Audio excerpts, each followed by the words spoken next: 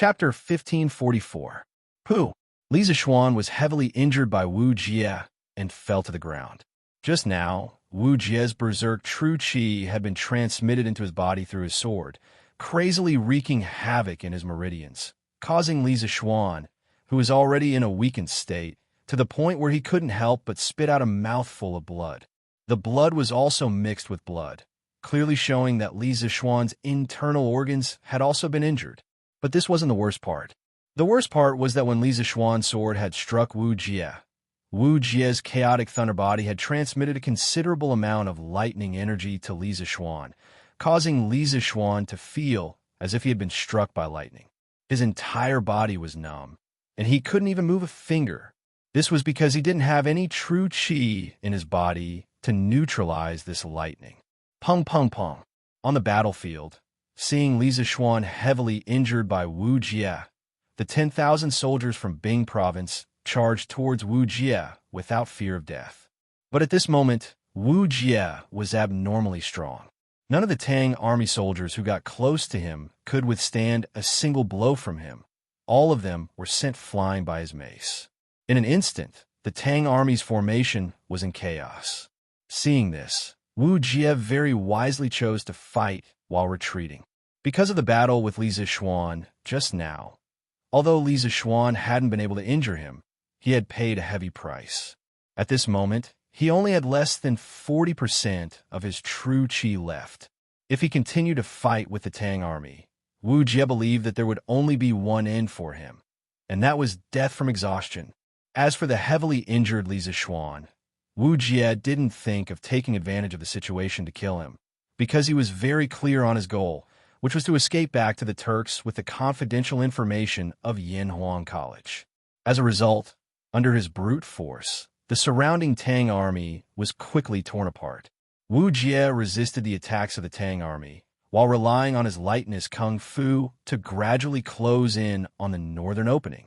It was worth mentioning that Wu Jie's lightness kung fu was also quite good. Without a master like Li Zixuan holding him back, he was like a bolt of lightning in the night, able to go wherever he wanted. Seeing Wu Jie trying to escape the encirclement, the soldiers became even crazier, rushing towards Wu Jie without any regard for their own lives. But now that they had lost their formation, and with no one to command them, they were like a swarm of bees, running around randomly, unable to pose the slightest threat to Wu Jie, who was constantly dodging left and right. Quick! Formation! Stop Wu Jie! Jiang Provincial Governor Hong Wenxing saw Li Zhan sitting motionless on the ground healing wounds, completely unable to pay attention to the battle situation. So he quickly stood and shouted to the soldiers. Formation, formation, formation. Quickly, formation, formation. The nearby soldiers quickly followed Hong Wenxing's orders, but the soldiers further away couldn't hear Hong Wenxing's orders, so the effect of Hong Wenxing's shout was extremely limited. At most, it would only be able to delay Wu Jie for a short while. At this time, Li Zixuan, who was meditating and healing, suddenly experienced a mysterious change in his body. This spirit qi in his body suddenly came to life. Last year, when the bearded man wreaked havoc in Cloud Mountain, Li Zixuan and Mo Huai had fought together. In that battle, Li Zixuan had relied on his understanding of another mysterious gas between heaven and earth, spirit qi, to directly advance to the middle stage of the martial scholar realm. Since then, Li Zixuan had felt that his body had changed, especially the true qi in his body, which seemed to have been mixed with something else. At that time, Li Zixuan had called this spirit qi. Heaven and earth had spirits, and all living things were born. Li Zixuan didn't know what spirit qi was, or what kind of elements it was made of, but he was sure that it wasn't oxygen, but he was very sure that his meridians could directly absorb a special kind of qi from the natural world. Without any experience in this area, he could only attribute it to spirit qi. But strangely, since the last time when he had broken through to the middle stage of the martial scholar realm and crazily absorbed the spirit qi, the special spirit qi in his body had completely quieted down. Usually, not only could he not feel its existence, he basically couldn't use it. Just like just now, when his true chi was exhausted, the spirit chi didn't move at all. At this moment, Li Zixuan, who was numb from the powerful electric current, suddenly felt the spirit chi in his body begin to stir. Li Zixuan could clearly feel the spirit chi in the air around him crazily rushing into his body, and the remaining electric current in his body began to quickly converge towards his dantian. Gradually, the numbness in his limbs was lifted and he could move again. The electric current that Wu Jie had transmitted to him was actually completely swallowed up by the spirit chi in his dantian. Not only that, at this moment, Li Zixuan's true chi, which had originally dried up, was rapidly recovering at a speed visible to the naked eye. It was like a small dried-up pond. Originally, it could only rely on manpower to pour buckets of water into it. But now, with the addition of more than a dozen water pumps, the dried-up pond instantly became dry and the water level began to rise. Half a quarter of an hour. In just half a quarter of an hour, Li Zixuan's true chi had been restored to 60%. Although he hadn't recovered to his peak state, for the current situation, 60% was just barely enough because Wu Jie was about to escape from the encirclement. 9 Taishian swords, 7th style, phantom, all that the heart sees is an illusion. Li Zixuan raised his wind-chasing sword and directly soared into the sky. In the sky, 8 more Li Zixuan appeared and rushed towards Wu Jie from different directions. Marquis is fine. Great. Marquis' strength has been restored. Let's see how the Turkic imperial teacher can act arrogantly now. Seeing Li Zixuan soar into the air and once again join the battle, the great Tang soldiers cheered loudly, greatly encouraged. What? Impossible.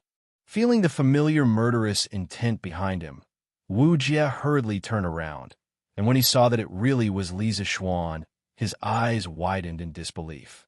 In the last exchange, Wu Jie clearly felt that Li Zixuan's true chi had been exhausted, but now that Li Zixuan was flying towards him with his sword, how could he explain this? Could it be that in this short period of time, Li Zixuan had not only dissolved his thunder and lightning, but had also recovered most of the real chi that he had consumed in his body? How is that possible? In Wu Jie's view, this obviously didn't conform to common sense, even subverting his understanding of the world of martial arts. But now that Li Zixuan was coming at him with his wind-chasing sword, Wu Jie had to find a way to block him. Li Zixuan was using the 7th style of the 9 Taishian swords alone, not all 7 like before, so the power was naturally much lower. However, the current Wu Jie was far weaker than before. Therefore, Li Zixuan's 1 sword, no, 8 sword strikes, because there were 8 phantoms, Wu Jie had to use all his strength to deal with it. Thunder Overlord Mace. Wu Jie shouted, and in the air, he spun rapidly with his mace in hand. Lightning flashed on the mace, and from a distance, it looked like a spinning wheel as it collided with the Li Zixuan, coming from all directions. He wanted to break through them one by one, and not directly block them with his body like before. Ding ding ding. Every time Wu Jie's mace collided with the wind-chasing sword held by one of the phantoms, a metallic clanging sound rang out. Relying on his movement speed secret art, Wu Jie quickly broke through the phantoms one by one, and the number of Li Zixuan's phantoms in the sky gradually decreased. Everything looked the same as before, but when there was only one Li Zixuan left, a sudden change occurred. 9 Taishian swords, 8 style, returned to origin. 10,000 swords returned to origin. When Li Zixuan's sword strikes were about to be broken by Wu Jie, his momentum suddenly changed. First, he changed direction in the air and retreated 2 meters. Then he waved his hands, and all the swords in the hands of the nearby soldiers were sucked towards him. The 8 style of the 9 Taishian swords quickly flashed through his mind, and he gathered all the true chi in his body, finally managing to display the 8 style of the 9 Taishian swords. In fact, it was completely impossible to perform the 8th move of the 9 Taishian swords in the Supreme Power middle stage. But Li Zixuan had already stepped into the threshold of the Supreme Power late stage, so he could finally perform the 8th move. More than 20 swords floated in front of Li Zixuan, and Li Zishuan's long hair fluttered without any wind. Drawing a circle with his hands, he used all the true qi in his body to shake off the 20 swords and quickly sent them flying towards Wu Jie. Seeing this, Wu Jie was shocked and hurriedly waved his mace to defend himself. With a series of ding-ding-ding sounds, almost all of the swords were deflected by Wu Jie's mace. But this was only almost. There was still a fish that slipped through the net. Qi. One of the swords very luckily dodged Wu Jie's all-around attack, and with a qi sound, cut open the black package on Wu Jie's back. Suddenly, the white papers and books scattered all over the ground, and all the confidential information in the package fell to the ground. Wu Jie wanted to pick up the papers and books on the ground, but Li Zishuan didn't give him the chance. With a loud shout, Li Zishuan used the Tai Chi sword's Azure Dragon out at sea on Wu Jie's face. When the rest of the soldiers saw this, they knew that now was their best chance to kill Wu Jie. So without waiting for Li Zishuan's orders, they formed the Mo sword formation and rushed towards Wu Jie's position.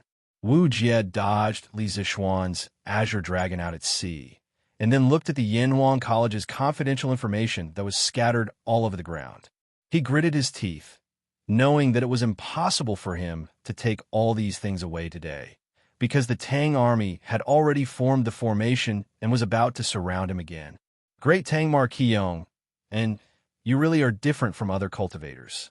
Today, this master has underestimated you. Wu Jie looked deeply at Li Zishuan, then his feet moved slightly, and in the blink of an eye, he retreated several dozen feet away. He was actually preparing to escape. Li Zishuan wanted to give chase, but suddenly felt a sense of exhaustion in his body. His physical strength had been completely overdrawn. Besides, if a martial grandmaster wanted to escape with his current strength, he wouldn't be able to catch him no matter what. Fortunately, the Academy's information was recovered. This was the last thought in Li Zishuan's mind before he fainted. Yinmen Pass. The battle here had already entered a white-hot stage, but the Tang army's defeat was becoming more and more obvious. The number of soldiers left on the battlefield was decreasing, and the Tang army's commander, Su Tingde, had already been seriously injured and was in a coma. Directly rush out, don't care about these remnants, rescue the imperial teacher is more important. Seeing that only a few of the 10,000 soldiers Su Tingde brought with him were left, and they were no longer a threat to him, Ashina Shirchu decisively gave the order. He didn't lead his troops to Great Tang to break through the pass, but to rescue the imperial teacher. As for how many Tang soldiers they defeated, it was completely meaningless to him. Yes, General. The messenger immediately passed down Ashina Shier's order. Immediately, the Turkic soldiers pushed their horses to the limit and charged straight for the city gate. The Tang army had rushed for several hundred li during the day, and not only were the men tired, the horses were also tired. Facing the Turkic army at full speed, how could they resist? Not long after, a torrent of soldiers passed through Yinmen Pass and headed south. Chapter 1545. Quick, let's go to Longmen County and get a doctor. Dragon Gate Pass, inside the tower. Li Zishuan had already been helped to his bed. Jiang Province's provincial governor Hong Wenxing hurriedly ordered the soldiers beside him. This time, Li Zishuan had borrowed troops from Bing Province. In order to ensure the speed of the march, there was no doctor accompanying him. Hong Wenxing could only send people to Longmen County to find a doctor. Yes. As soon as he finished speaking, a soldier immediately cupped his fists and replied. After the soldier left, Hong Wenxing turned to the soldiers in the room and said, "You guys stay here and take care of Marquis. This official will return to Zhengping Province to mobilize troops to pursue Wu Jie." Zhengping Province was the administrative center of Jiang Province. The provincial governor's office and Jiang Province's Zhechong House's camp were both located there. Hong Wenxing only brought a few dozen guards with him at Dragon Gate Pass and didn't bring many troops. Dragon Gate Pass was filled with Li Zishuan's troops from Bing Province. Hong Wenxing didn't have the authority to mobilize them, so he could only go back and mobilize more troops. Wu Jie is alone, so his speed of escape must be very fast. The military situation is urgent. I'm afraid it's too late for Senior Hong to return to Jinping province to mobilize troops. This general, Fong Gong Tang, is willing to lead the troops here to follow Senior Hong north to pursue Wu Jie and avenge Marquis. After Hong Wenqing finished speaking, a young general stepped out and cupped his fists.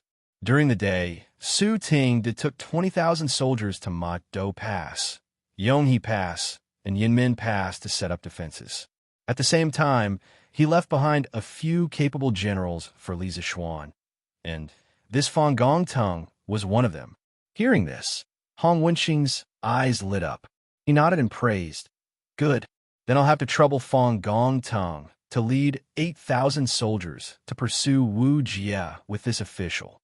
Just now, during the battle between Li Zichuan and Wu Jie, because Hong Wenqing wasn't good at martial arts, he couldn't help much from the sidelines, which made him feel quite apologetic. What's more, Li Zichuan had been seriously injured by Wu Jie at the Dragon Gate, so if Hong Wenqing, as the Jiang province's provincial governor, didn't do anything, he would definitely be punished by Lier. Therefore, whether it was for public or private reasons, Hong Wenqing had no choice but to lead troops to pursue Wu Jie. Not long after, Hong Wenqing and Fong Gongting led the 8,000 prefecture soldiers out of the Longmen Pass and headed north. The rest of them stayed at Longmen Pass to protect Li Zichuan. At the same time, the news that Yinmen Pass had been broken quickly began to spread. The governors of Yinzhou, Shuo, Yuzhou, and Daizhou, the four prefectures of the Hedong circuit near the northern border, began to move. Overnight, they mobilized soldiers from their local prefectures to Madu Pass and Yonghe Pass, hoping to stop the Turkic army from advancing further south.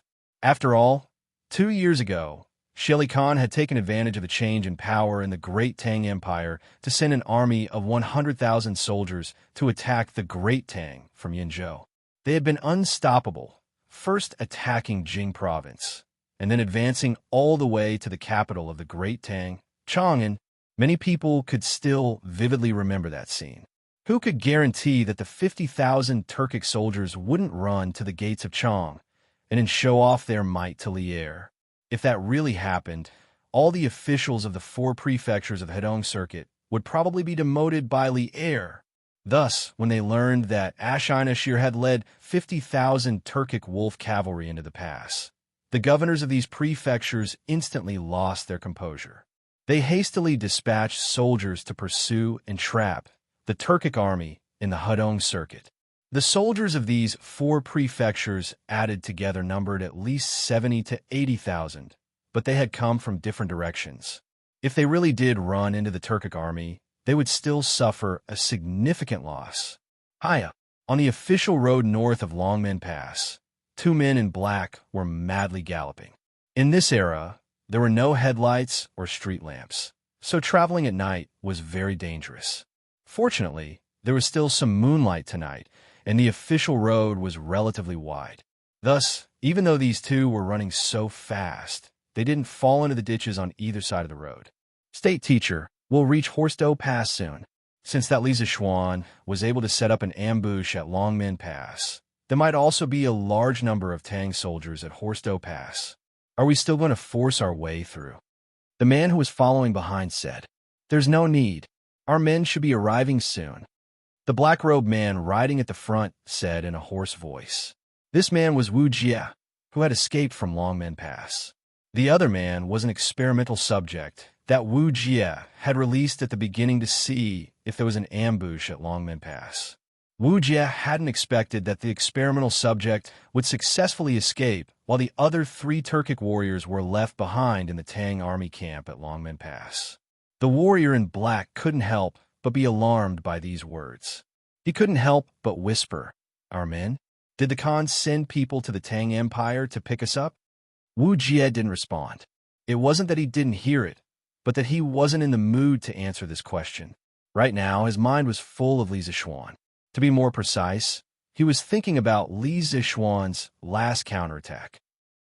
During the time he escaped from Longmen Pass, Wu Jie had already deduced countless times in his mind, but the result of each deduction indicated that after Li Zichuan was knocked down by him, It was impossible for Li Zixuan to prepare a second round of attacks in such a short time. This was because Li Zixuan was only at Grandmaster middle stage, so it was impossible for his true qi to be so vigorous. The only explanation was that Li Zixuan had recovered 50 to 60% of his true qi during the short time he was entangled by the Tang army. But how was that possible? This kind of recovery speed was something that even Wu Jie himself couldn't achieve. So how could Li Zixuan, who was only at Grandmaster middle stage, do it? The more he thought about it, the more he couldn't understand. So Wu Jie had no choice but to give up. But what made him feel regretful was that the books and confidential information he had stolen from Yanhuang College with great difficulty had been cut open by Li Zixuan's returning to origin. This meant that his mission to infiltrate the Tang Empire had completely failed. This made Wu Jie very unwilling to accept. 10 days ago, Han Lijing had seen several Turkic warriors sneaking into the Tang Empire on Mount Baishan, and Wu Jie was among them. At the end of June, a locust plague had broken out in the Guangzhou region of the Tang Empire. Shili Khan saw this as an opportunity, so he sent Wu Jie to infiltrate the Tang Empire to see if there were any good opportunities. After entering the Tang Empire, Wu Jie had originally planned to go straight to Chang and City, but along the way he had heard many people talking about how Li Zixuan had led the Sky Rooster Brigade to eliminate locusts in the northern provinces. In fact, the Turks had many spies in the Tang Empire, so Wu Jie naturally knew about Li Zixuan, a rising star in the Tang Empire. So when he heard that Li Zixuan had gone north to eliminate locusts, he immediately had an idea to weaken the Tang Empire's strength and strengthen the Turks' national strength. That was to sneak into Yanhuang College, steal all the engineering books and information, and bring them back to the Turks to slowly study. Wu Jie had been patiently waiting for a good opportunity to sneak into the college, and he hadn't expected that it would really happen. On the third day after he arrived at Yinshan, the bearded man bid farewell to Li Gang, Wang Ji, and the other Yanhuang College teachers and left Yinshan, saying that he was going out to sea. In just a few days, Yinshan, which had originally been guarded by 3 grandmasters, only had Mo Huai as its sole grandmaster. Wu Jie believed that it was time to sneak into Yanhuang College. But in order to ensure that nothing went wrong, he had patiently observed the surroundings of Yinshan for several days, and after confirming that there was no danger, he had chosen to sneak into the college last night to steal the books. But he hadn't expected that after stealing the books, on the way back to the Turks, he would encounter Li Zixuan's ambush. It had to be known that he and the 4 Turkic warriors he had brought with him were all riding 2 horses, and they had been rushing through the night. It wouldn't be an exaggeration to say that their speed was much faster than the speed of the messengers from Chang and to the northern provinces and counties. Looking at it this way, at first he had schemed against Li Zixuan, but later on, Li Zixuan had schemed against him, and in the end, the 2 of them had fought to a draw. Thinking of this, Wu Jie's eyes couldn't help but become dignified. In his heart, he thought that Li Zixuan would definitely become the greatest enemy of the Turks in the future. Kill. Sure enough, by the time Wu Jie arrived at Horse Dipper Pass, the 2 sides had already engaged in a fierce battle. Ashina, sure, it was truly worthy of being a Turkic general. After breaking through Yinmen Pass, he had broken through Yonghe Pass as quickly as possible, and now he had arrived at Horse Dipper Pass before Wu Jie. Hiya! Hearing the battle cries in front of him, Wu Jie understood that reinforcements had arrived, and he quickly urged his horse forward. General Ashina, quickly give the order to retreat to the grasslands. The Tang army should be here soon. Arriving in front of Ashina, Wu Jie ordered in a hoarse voice. Ashina, sure, and nodded subconsciously, but then he suddenly remembered something and hurriedly asked, Imperial teacher, I heard in the letter that you stole a lot of books from Yanhuang College. Where are those books now? Wu Jie's face sank, and he turned around and said, Li Zixuan set up an ambush at Dragon Gate Pass, and those books were taken back by him. What?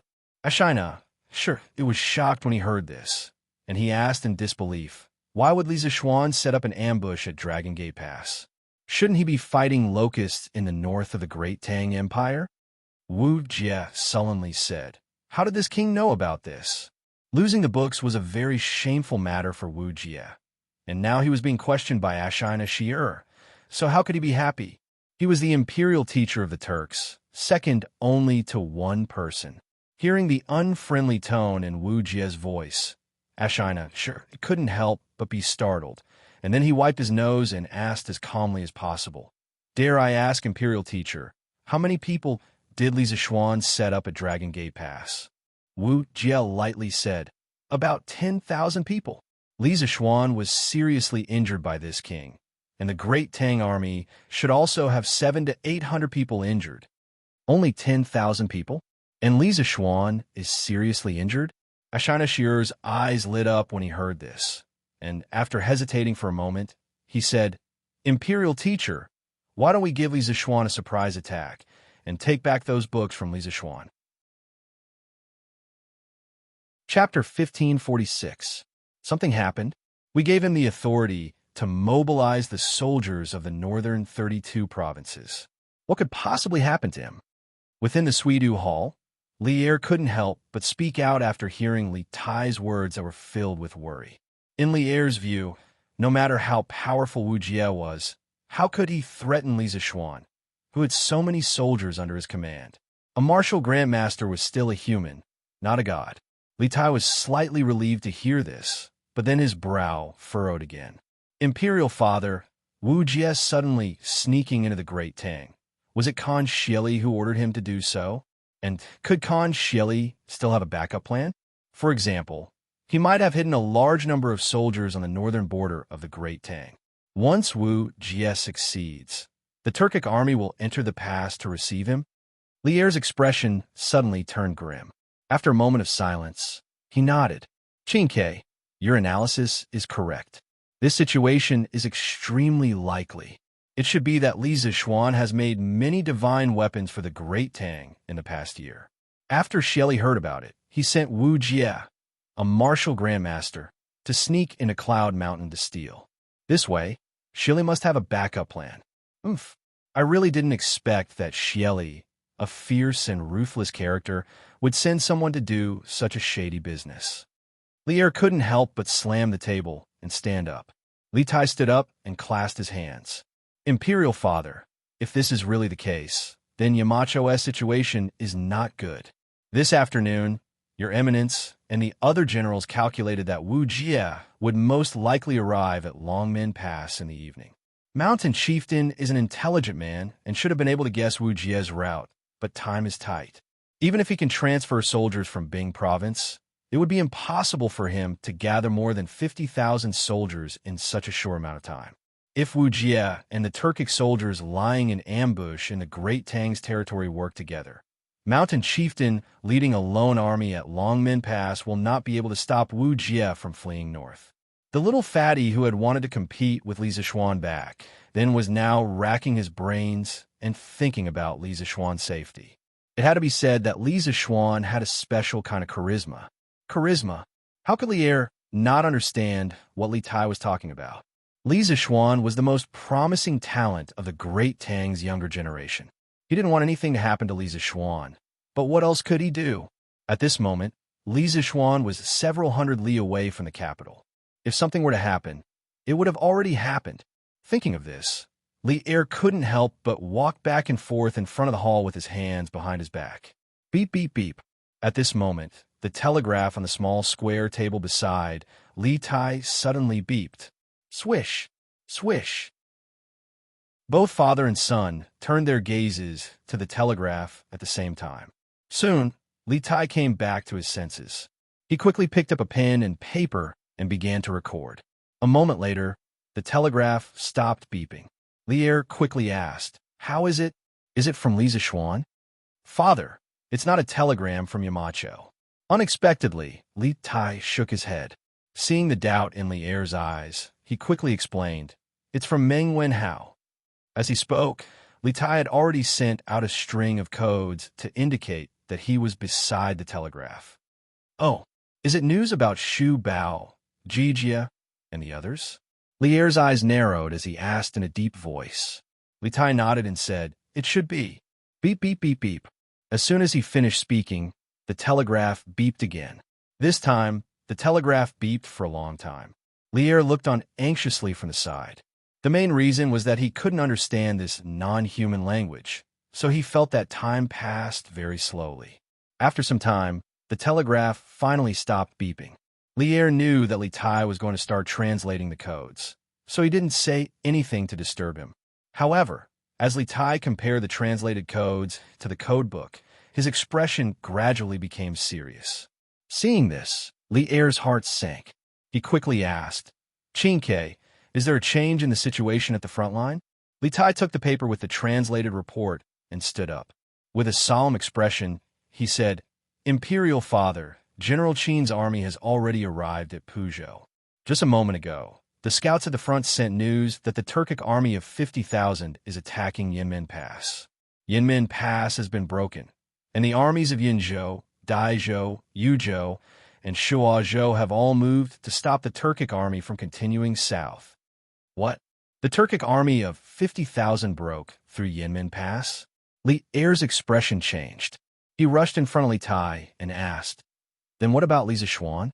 Did he stop Wu Jie and take back the information about Yanhuang College?" Li Tai handed over the paper with both hands and said, replying to Father, Wen Hao said that the situation at Yanmen Pass is still unknown.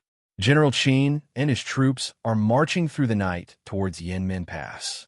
They are estimated to arrive at Yanmen Pass in the middle of the night. When the provincial governors of the 4 provinces in the north found out that Yanmen Pass had been breached, they dispatched many messengers riding fast horses down south, telling the various provincial governments to make preparations to guard against the Tujue. Therefore, although the army led by Qin Xiong, Cheng Yaojin, and Yuqi Jingde were still in Puzhou, the scouts they sent out were able to receive the news that Yanmen Pass had been breached in the north. Good. Immediately send a message to Xu Bao. No matter what, we can't let the Turkic army receive Wu Jie and take the books out of Great Tang.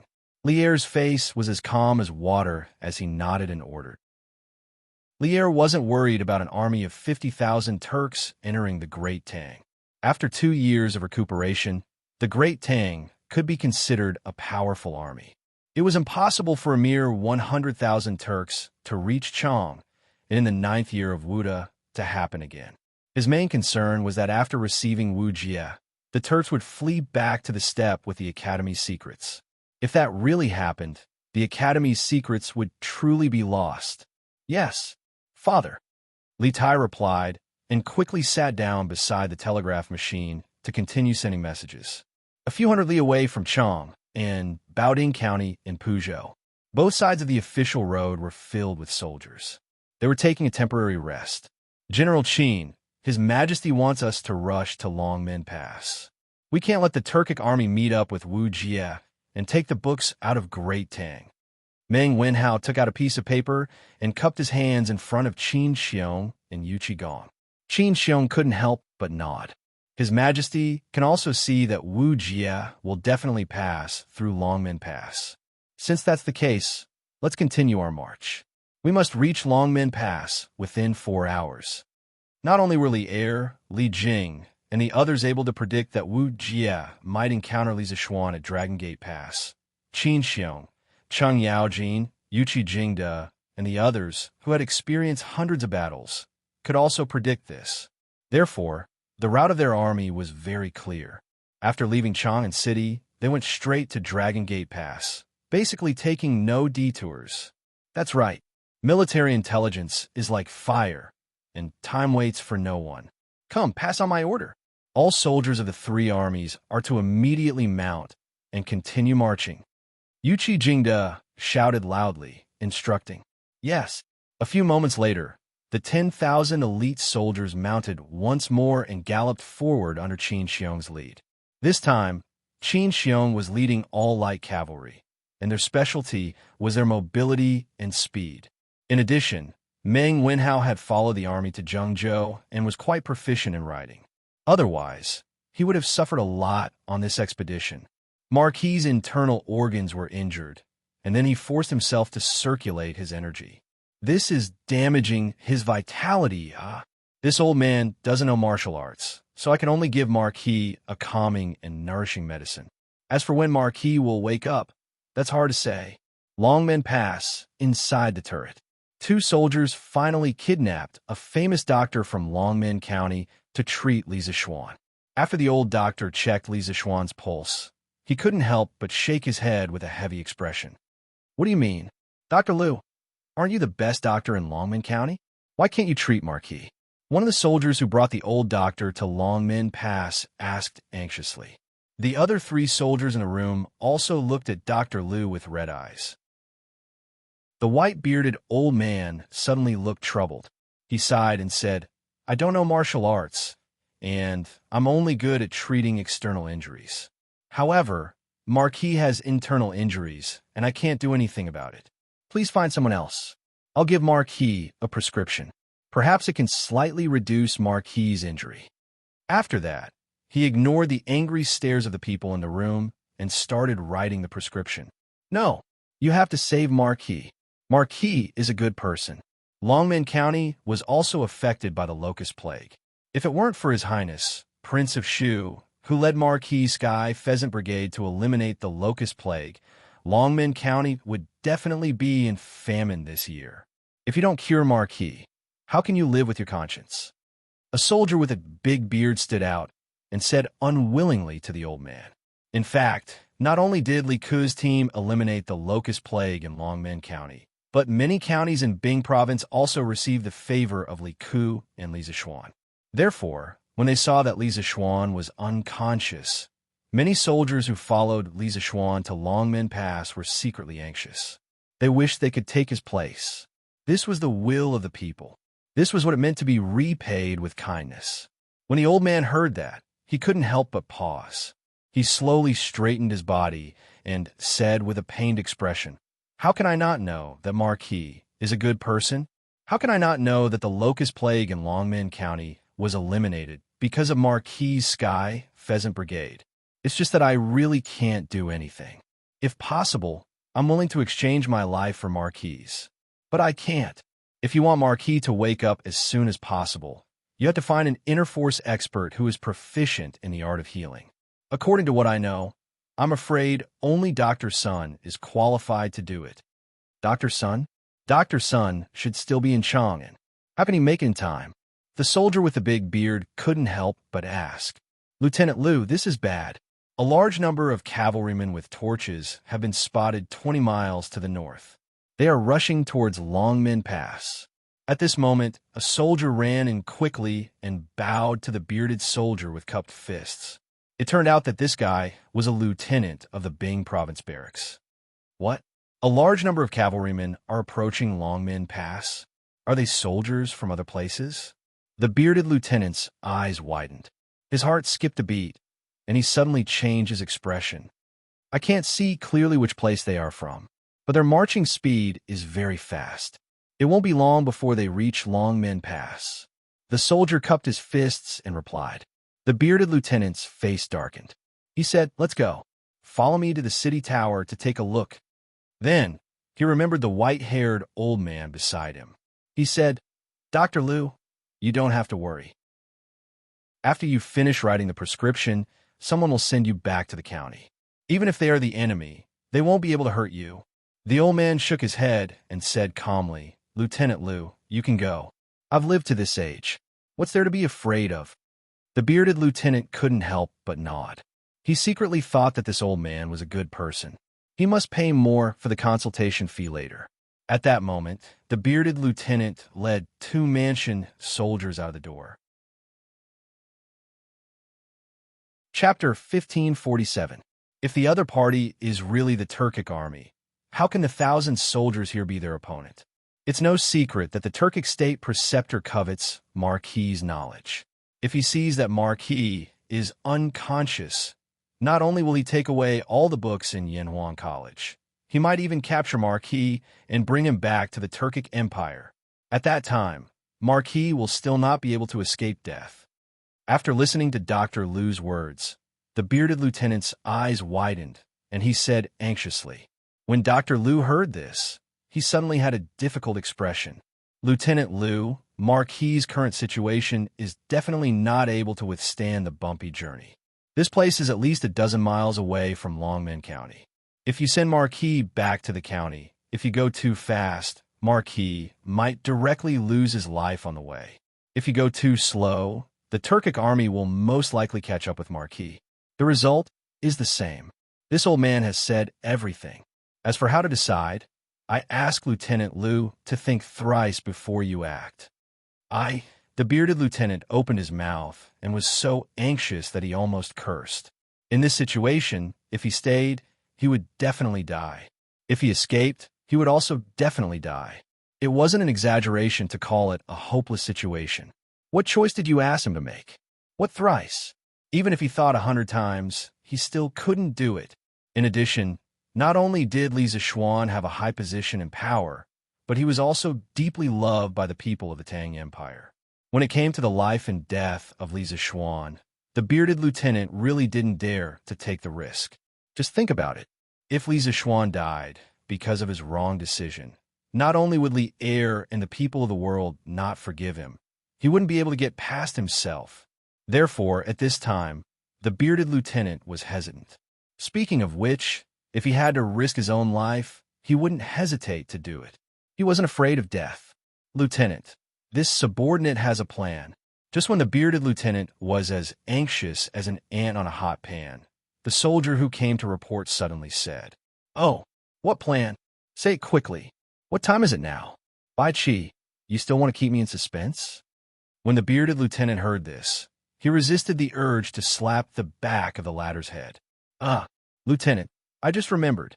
The soldier shrunk his neck and quickly said, "Lieutenant, there is a cellar under the Longmen Pass. We can hide Marquis in the cellar and send someone to look after him. This way, even if we all die in battle, the Turkic army might not be able to find Marquis." Cellar? There was a cellar under the Dragon Gate? Why didn't I know about it? The bearded lieutenant said, in surprise. They were all soldiers from Bing Province's Zhichong House. They had never been to Longmen Pass before, so they naturally didn't know the specific situation here. The soldier named Bai Chi replied, "Lieutenant, my cousin used to be stationed at Longmen Pass. Of course, I know the situation here. We can hide Marquis in the cellar. This way, the Turkic army won't find him and Marquis won't be injured. Furthermore, Provincial Governor Hong and Fong Kanjun led people to chase after Wu Jie. If those torches really belonged to the Turkic army, Kanjun and the others would definitely see them. They might even be rushing over to Longmen Pass right now. As long as we can hold on until Kanjun and the others return, we have hope of holding on until reinforcements from other places arrive." Hearing this, the bearded lieutenant couldn't help but nod and say, "Good. We will immediately move Marquis to the cellar. Remember, you're not allowed to mention this to anyone else. Violators will be punished according to military law." This matter concerned Li Zishuan's life, so the bearded lieutenant had to be careful. He felt that the fewer people who knew about Li Zishuan's hiding place, the better. It wasn't that he didn't trust the other soldiers outside, but he was worried that some people would be threatened by the Turkic army and be forced to reveal Li Zishuan's whereabouts. Hiding Marquis in the cellar isn't a bad idea. This old man is willing to stay in the cellar and take care of Marquis. At this time, Dr. Liu said, previously he had planned to write 2 prescriptions for Li Zishuan to ease his injuries, but with the army at the border, even if he wrote the prescriptions, he wouldn't have time to get the medicine. Instead, he might as well stay by Li Zishuan's side. If anything happened, he would be able to treat him immediately. The bearded lieutenant couldn't help but look at Dr. Liu in surprise. After hesitating for a moment, he said, "Dr. Liu, Liu Xinda, won't hide it from you. Tonight, Longmen Pass is likely to be flooded with blood. Are you sure you want to stay?" Dr. Liu waved his hand and said, "How could this old man not know this? But Marquis' life is in danger. If this old man abandons him, not only will I be a doctor in vain, I will also be a human. Anyway, this old man is already so old. If the Turkic army wants to kill me, then kill me. If this old man can save Marquis' life, this old man will have no regrets." When Lieutenant Liu Xinda heard this, he couldn't help but be slightly moved. He solemnly bowed to Dr. Liu and said, "Dr. Liu is benevolent and righteous. If this old man is lucky enough to survive this battle, he will definitely repay today's kindness in the future." Dr. Liu saved Li Zishuan, which was a disguised redemption for him. Of course, he was grateful from the bottom of his heart. "Lieutenant Liu is too polite. This is what I should do," Dr. Liu said as he cupped his hands in return. Liu Xinda nodded and no longer talked nonsense. Several people carefully helped Li Zishuan up from bed and prepared to send him to the cellar. "Lieutenant, these books from Yanhuang College, should we also move them to the cellar?" Sergeant Li Zishuan followed behind them. At this time, he glanced at the pile of books on the square table in the room. They were the books that Li Zishuan had taken from Wu Jie. He quickly asked. Liu Xinda's figure paused and said with a serious expression, "Move. Of course we have to move them. These precious books from Yanhuang College must not be taken away by the Turks." In fact, Liu Xinda wanted to burn all these books because burning them was the safest way. However, without Li Zishuan's permission, he didn't have the courage to burn these books. "Yes, Lieutenant. Lieutenant, the Turks are here." After about 15 minutes, Liu Xinda stood on the tower again. The torches in the north were less than 3 miles away from Longmen Pass. Liu Xinda's eyes narrowed. He turned around and looked at the more than 1,000 soldiers behind him and shouted, "Everyone listen to me. Tonight, we will defend Longmen Pass with our lives. We are not fighting alone. As long as we can hold on for a few minutes, our reinforcements will arrive. At that time, everyone will have a share of the credit for defending Longmen Pass." 1,000 soldiers against at least 30 to 40,000 soldiers would definitely be weaker. In order to stabilize the soldiers' morale, Liu Xinda could only say so. In fact, he didn't even know if there would be reinforcements. "Yes, we will defend Longmen Pass with our lives." The soldiers didn't know this. When they heard Liu Xinda's solemn vow, they all responded with vigor. "Lieutenant, look, are those Adjunct Fang's men?" Bai Qi pointed to the northeast and shouted. Liu Xinda quickly turned around and took a closer look. He saw a black torrent about a mile away from the Dragon Gate. It was rushing toward the Dragon Gate at a high speed. They were too far away, and this group of people didn't have any torches. Therefore, they didn't notice that there was an army in front of the Torch Army. "It's Adjunct Fang. It must be them." Adjunct Fang and Provincial Governor Hong are very familiar with this official road. They can march with a little moonlight, but the Turks are definitely not like them. Therefore, this group of people must be Adjunct Fang and his men. Liu Xinda said excitedly. Bang, bang, bang. As the army continued to approach, it didn't take long for some sharp-eyed soldiers to see the appearances of some of the people in the army under the faint moonlight. Someone cheered, "Adjunct Fang! It's Adjunct Fang! Adjunct Fang is back! Longmen Pass is saved! Open the city gate!" Liu Xinda also saw it clearly at this time and ordered decisively. Yes. Soon, 2 soldiers bowed and ran down the city tower to open the city gate. Bang, bang, bang. After a while, the army finally arrived at Longmen Pass. Seeing the city gate open, they galloped into the pass without hesitation. "Quick, close the city gate. The Turk army is coming this way." The leader of the army was indeed Fang Gongting. Seeing that everyone had entered the pass, Fang Gongting shouted anxiously. "Creak!" Naturally, there were soldiers who went to close the city gate. Liu Xinda went up and bowed to Fang Gongting and Hong Wenqing. Then he asked, "Adjunct Fang, why are you back? Let's talk at the side." Fang Gongting wiped away his sweat and began to walk up the stairs. As he walked, he said, "Adjunct Fang and I followed Wu Jie. Governor Hong and I pursued Wu Jie the entire way. But we didn't expect that just as we were about to reach Mado Pass, we would discover that the Turkic army was fighting with the soldiers of the Bing province barracks. I originally wanted to go to their aid, but by the time we arrived, the battle was already nearing its end. Moreover, not long after, Wu Jie and that Turkic general mounted their horses and prepared to continue south. Governor Hong and I immediately ordered the army to turn around and return as quickly as possible. So that's how it was. Hearing this, Lu Xianda nodded thoughtfully. Fang Gongting hesitated for a few moments before continuing. I also heard some bad news. Yemen Pass has been breached, and Commandant Su has most likely been killed. What? Yemen Pass has been breached. When Lu Xianda heard this, his face was filled with shock. Fang Gongting, his face sorrowful, nodded and softly said, It was breached tonight. Lu Xianda was dumbfounded. Hong Wenqing asked, How are Marquis injuries? Where are they now? Lu Xianda frowned and thought for a moment before replying. Marquis is seriously injured and unconscious. This general has already invited the best doctor in Longmen County to treat him. However, Marquis injuries are mainly internal, so the doctor can't do anything about it. He can only temporarily alleviate Marquis' pain. Marquis can't be shaken right now. To prevent any accidents, I've already sent Marquis to a quiet place nearby. Once the Turkic army is fended off, we will invite famous doctors to treat Marquis. Hong Wenqing's expression turned solemn as he muttered, His injuries are actually so serious? It seems that we have to win this battle.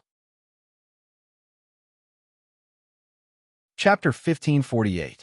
Arrows shot out, logs and stones tumbled down, and the area in front of Longmen Pass quickly turned into a scene of carnage. Hundreds and thousands of Turkic soldiers fell at the foot of the gate tower. The sounds of charging and miserable howls mixed together, and the originally quiet night sky was no longer peaceful.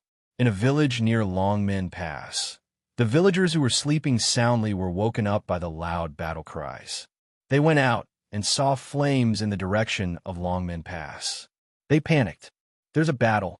There's a battle at Longmen Pass. Are the Turks here? Quick, mother of the children, quickly take the children out and escape to the county. Master, are you crazy? Longmen County's gate is already closed. What's the point of us escaping there? Then let's escape to the mountains. Otherwise, when the Turks enter the village, they'll definitely capture us and send us to the grassland to work as laborers. You Dazhuang, what are you waiting for? There's a battle at Longmen Pass. Grab your weapons and go help out at Longmen Pass. Li Zheng, you want to go to Longmen Pass? What if the Turks are attacking Longmen Pass? Turks? If they're Turks, we have to go. Do you know who the general guarding Longmen Pass is? It's Marquis Yonan, who was the one who saved our village. It's Marquis' Sky Rooster Brigade. If you don't help Marquis today, I'll see if you can live with your conscience. What? Marquis is at Longmen Pass? How is that possible? Why not?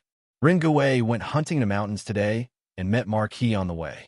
Marquis was leading an army to enter Longmen Pass. Now that someone is attacking Longmen Pass, Marquis must be in danger. If you're a man, grab your weapons and follow me to help Marquis. As for the women and children, run to Yamacho to hide. Sai, isn't that Ringawei? Ringawei, where are you going? Wait for us to go together. Xiu Village. This was Shui Ringawei's hometown, Longmen County Xiu Village in Jian Province. Shui Ringawei had long heard the battle cries from afar. At this moment, he had already carried his bow, feather arrows, and modeo on his back and walked quickly towards the village entrance. Hearing someone calling him, he stopped in his tracks and turned to look at the burly man. He replied, Gao Lijing, I'm going to Longmen Pass to take a look. Tell the villagers to bring along hunting bows if they have one.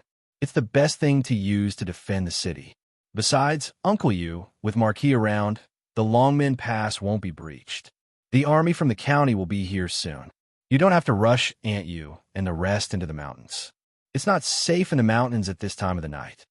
After saying that, Shui Ringawei did not care about what the two of them thought. He immediately turned around and rushed towards the Dragon Gate. Sai, Ringawei, just you wait, be careful. The big man, surnamed Gao, stood on his tiptoes and looked at Shui Ringawei's back anxiously. Seeing that Shui Ringawei had run far away, he helplessly turned around and said, Did you hear that, Yu Dazhuang? Quickly grab your weapons and call the rest of the villagers. Follow me to save Marquis.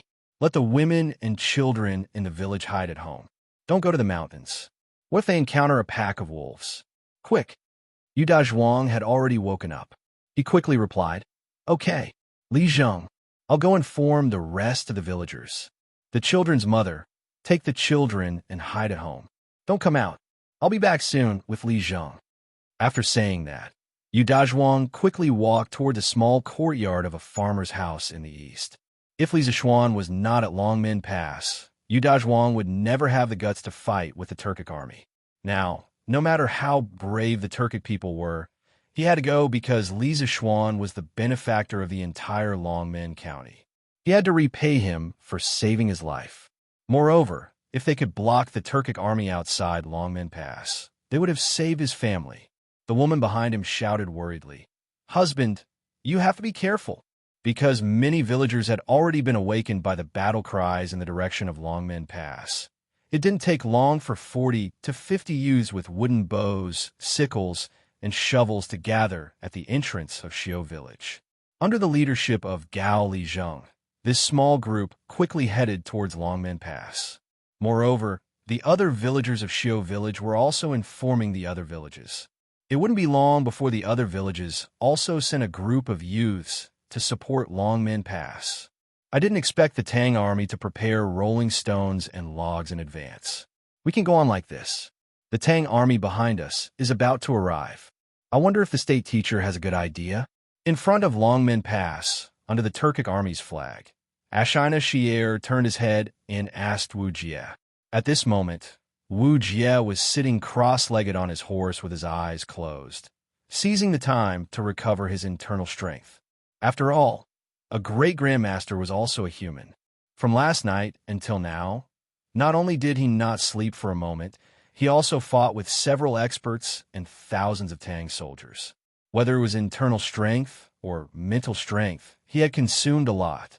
If it was any other person, they definitely wouldn't be able to last until now. Hearing Ashina Shier's question, Wu Jie opened his eyes and said, The Tang army has been guarding the gate for so long, but Li Zishuan hasn't come out. This means that Li Zishuan has completely lost his ability to fight. In the Tang army, there are no experts who can fight against this state teacher. At this moment, I have recovered 60% of my strength. Perhaps I can help you break the gate. Wu Jie understood Ashina Shier's meaning. He was now the strongest person in the Turkic army. In this battle of life and death, he couldn't just sit back and do nothing. Besides, now that Longmen Pass didn't have the little monster Li Zishuan as a threat, he could be even more unscrupulous. Hearing this, Ashina Shier's face lit up with excitement.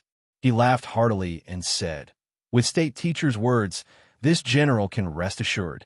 After we take back the books of Yanhuan College and kidnap the Marquis of Yong, and Ashina Shier will definitely ask the Khan for a reward for state teacher. Wu Jie didn't respond. He changed from sitting cross-legged on his horse to riding. No one could see his face under the black robe, and no one could tell whether he was happy or angry at this moment. A moment later, he stretched out his hand and said in a hoarse voice, Bring this state teacher's mace over. Previously, he had been sitting cross-legged on his horse to heal, so he naturally didn't carry the heavy mace on his back.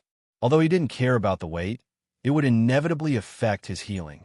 Yes, the two Turkic soldiers carried Wu Jie's mace over, and from their expressions, it was clear that this mace was extremely heavy, at least 1 or 200 jin.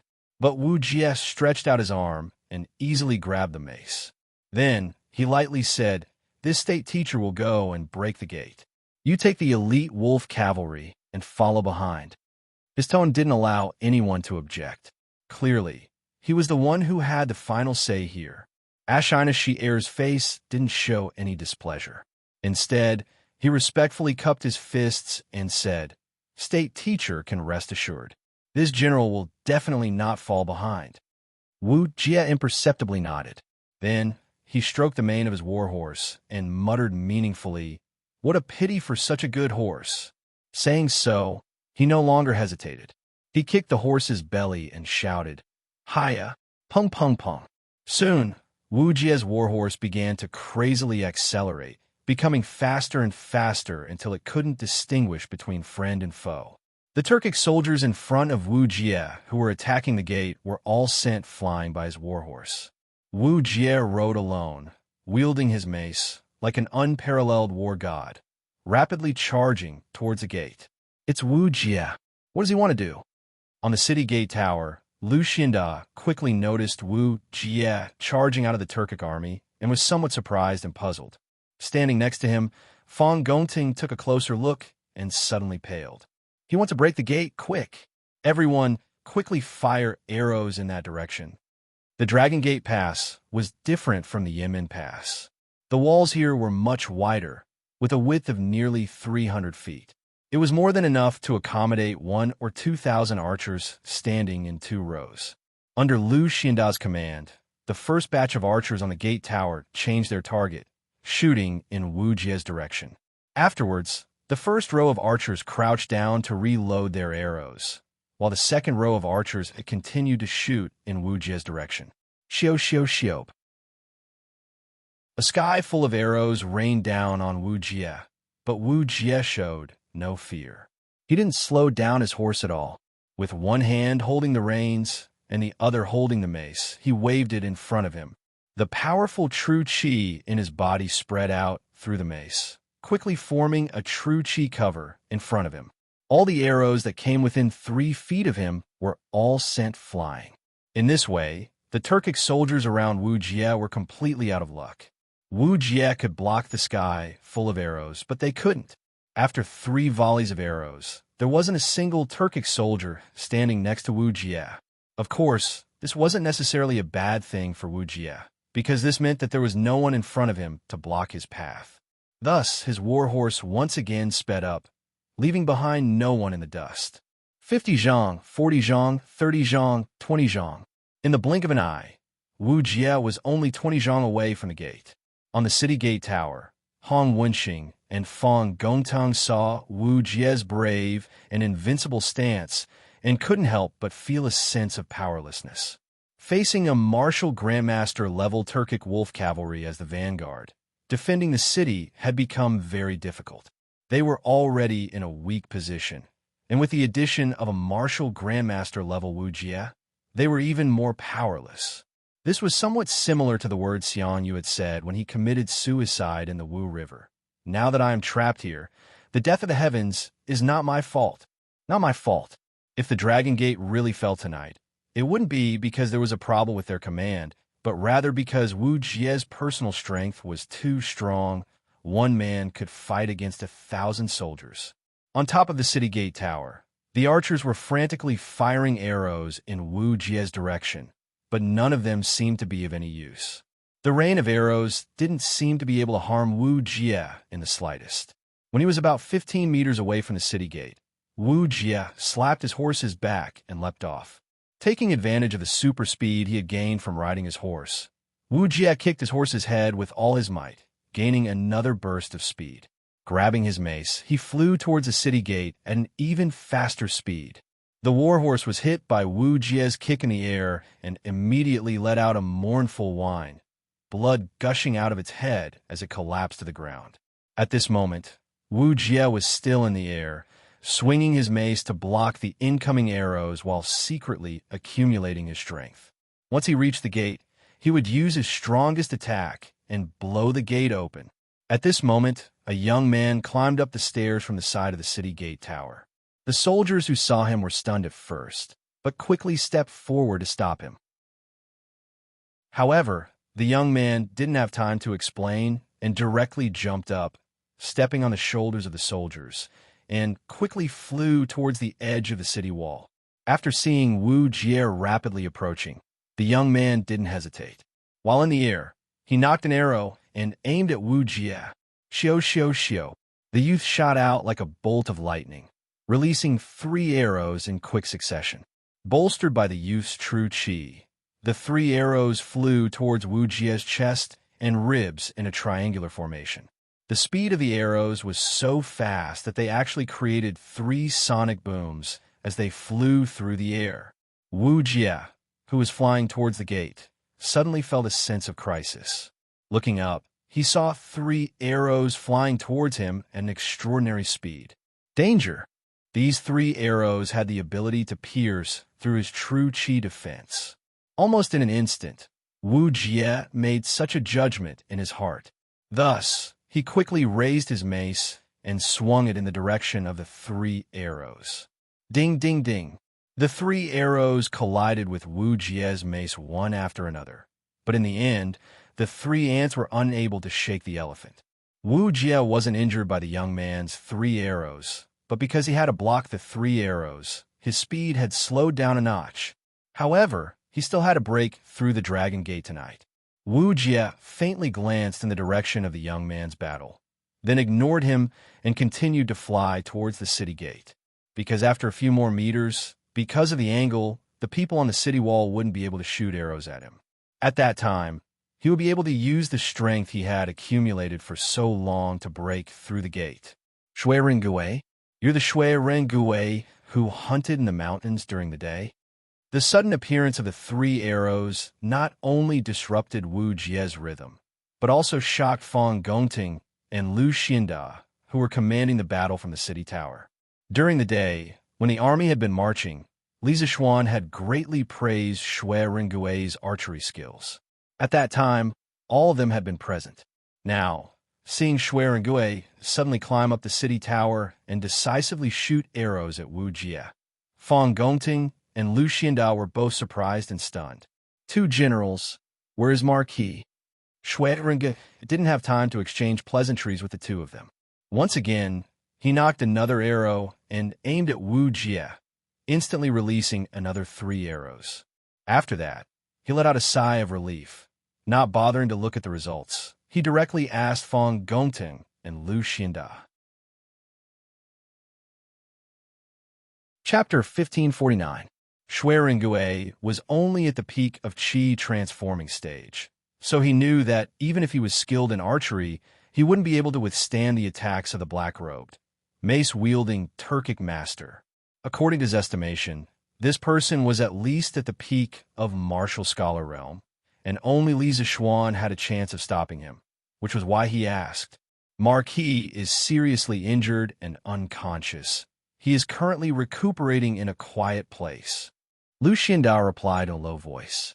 Shui Rengui's heart sank. On one hand, he was worried about Li Zixuan's injuries, but on the other hand, he was worried about the city's defense. Obviously, he didn't think that this seemingly tall and heavy city gate could withstand Wu Jie's full-force attack. Below the city gate tower, Wu Jie once again deflected Shui Rengui's 3 arrows, and although his speed was a bit slower, he was already within 5 zhang of the city gate. From this position, it would be very difficult for the archers on the city gate tower to hit him. 5 zhang, 4 zhang, 3 zhang, 2 zhang, 1 zhang. In just a few breaths of time, Wu Jie finally arrived in front of the city gate. The majestic true qi that had been accumulating in his arms suddenly erupted, and the mace once again flashed with lightning. Wu Jie gripped the end of the mace with both hands, raised it above his head, and with his previous speed, swung it down at the city gate. Pong! The mace collided with the thick iron gate, creating a deafening sound that seemed to pierce through the night sky. At the same time, a powerful recoil was transmitted through the mace to Wu Jie, sending him flying backwards. On the city gate tower, Shui Rengui, Hong Wenxing, Fang Gongting, Lu Xianda, and the others only felt the tower shake under their feet, and the sound of the collision almost pierced their eardrums. Those with weaker cultivation couldn't help but cover their ears, but many of them were bleeding from the corners of their mouths. From this, it could be seen how terrifying Wu Jie's full-force attack was. However, this wasn't important. The most important thing right now was the situation of the city gate. If the city gate was broken, then the Tang army on the city wall would face the merciless slaughter of the Turkic wolf cavalry. On the other hand, if the city gate wasn't broken, Fang Gongting, Hong Wenxing, and the others could hold on until reinforcements arrived. Damn it! Which little brat dares to ruin this imperial teacher's plans? The first person to see the situation of the city gate was none other than Wu Jie. Wu Jie was sent flying back over 200 meters by the powerful rebound force from the city gate, barely managing to stabilize himself. After all, the effect of force was reciprocal. No matter how much force his mace exerted on the city gate would reflect the same amount of force back to him. After Wu Jie stabilized himself, he saw that the dragon gate was on the verge of collapsing, but it hadn't completely collapsed. Wu Jie couldn't help glancing over at Shui Rengui with an ugly expression as he muttered under his breath. According to Wu Jie's previous charging speed, this mace infused with all his true qi should have been able to break open the dragon gate without a problem. However, Shui Rengui's consecutive 3 arrows had slowed down his speed by 20%, so the impact of the mace was naturally weakened by 20%. Therefore, although the dragon gate was on the verge of collapse, it hadn't collapsed yet. If it weren't for Shui Rengui's sudden appearance, the dragon gate really might have been blown open by Wu Jie's mace. It's not broken. Join the army. The gate hasn't been broken. In the Tang army camp, a soldier quickly went down to check the situation of the city gate. When he found that the gate hadn't been broken, he quickly went up the tower to report to Fang Gongting and Hong Wenqing. It hasn't been broken. That's good. Fang Gongting nodded happily. Wu Jie's mace had left a lingering fear in his heart. At that time, he could feel the city wall under his feet shaking. Now that he knew the gate hadn't been broken, he couldn't help but breathe a sigh of relief. But the next words of the messenger soldier made Fang Gongting unhappy. Join the army. The gate is shaking. I don't think it can withstand Wu Jie's second attack. What? Fang Gongting almost vomited blood. After a moment of depression, he quickly ordered, "Quick! Send people to reinforce the gate. Pile up all the heavy objects behind the gate. We can't let Wu Jie break it." "Yes. Join the army." The messenger soldier cupped his fists and turned to leave. "Marquis, if you're fine, how could those Turks be so arrogant in my Tang Empire? Please get better quickly. Nothing must happen to you." On the other side, in the cellar below the Longmen Pass, Dr. Liu also heard the deafening sound of Wu Jie's mace breaking the gate. He got up and looked at Li Zixuan, who was lying on the straw couch with his eyes closed, and anxiously muttered to himself. He wasn't afraid of death, but he was worried that after the Turks broke the gate, not only would they kill and loot the nearby villages, causing great suffering, he was also worried that the Turks would carry out a carpet search to find this place and capture Li Zixuan. At this time, Li Zixuan could be said to be powerless. If he was found by the Turks, he wouldn't have the slightest ability to resist. Thus, Dr. Liu was secretly worried. As for Li Zixuan, at this time, his situation wasn't very good. During the battle with Wu Jie, his body had undergone a strange change, and in a very short time, he had recovered 60% of his true qi.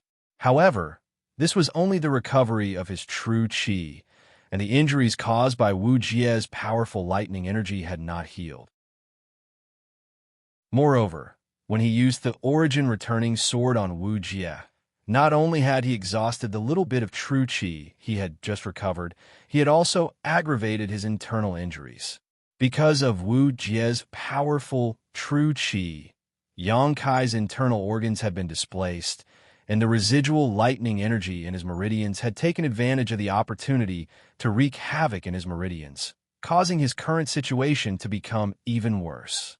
The strand of spiritual qi of heaven and earth in his body was no longer able to create a miracle. Instead, it had completely quieted down and did not move at all. However, Li Zixuan wasn't completely unconscious. He could hear the situation outside, but he couldn't open his eyes or mouth. He was like a living dead with only a little bit of consciousness left.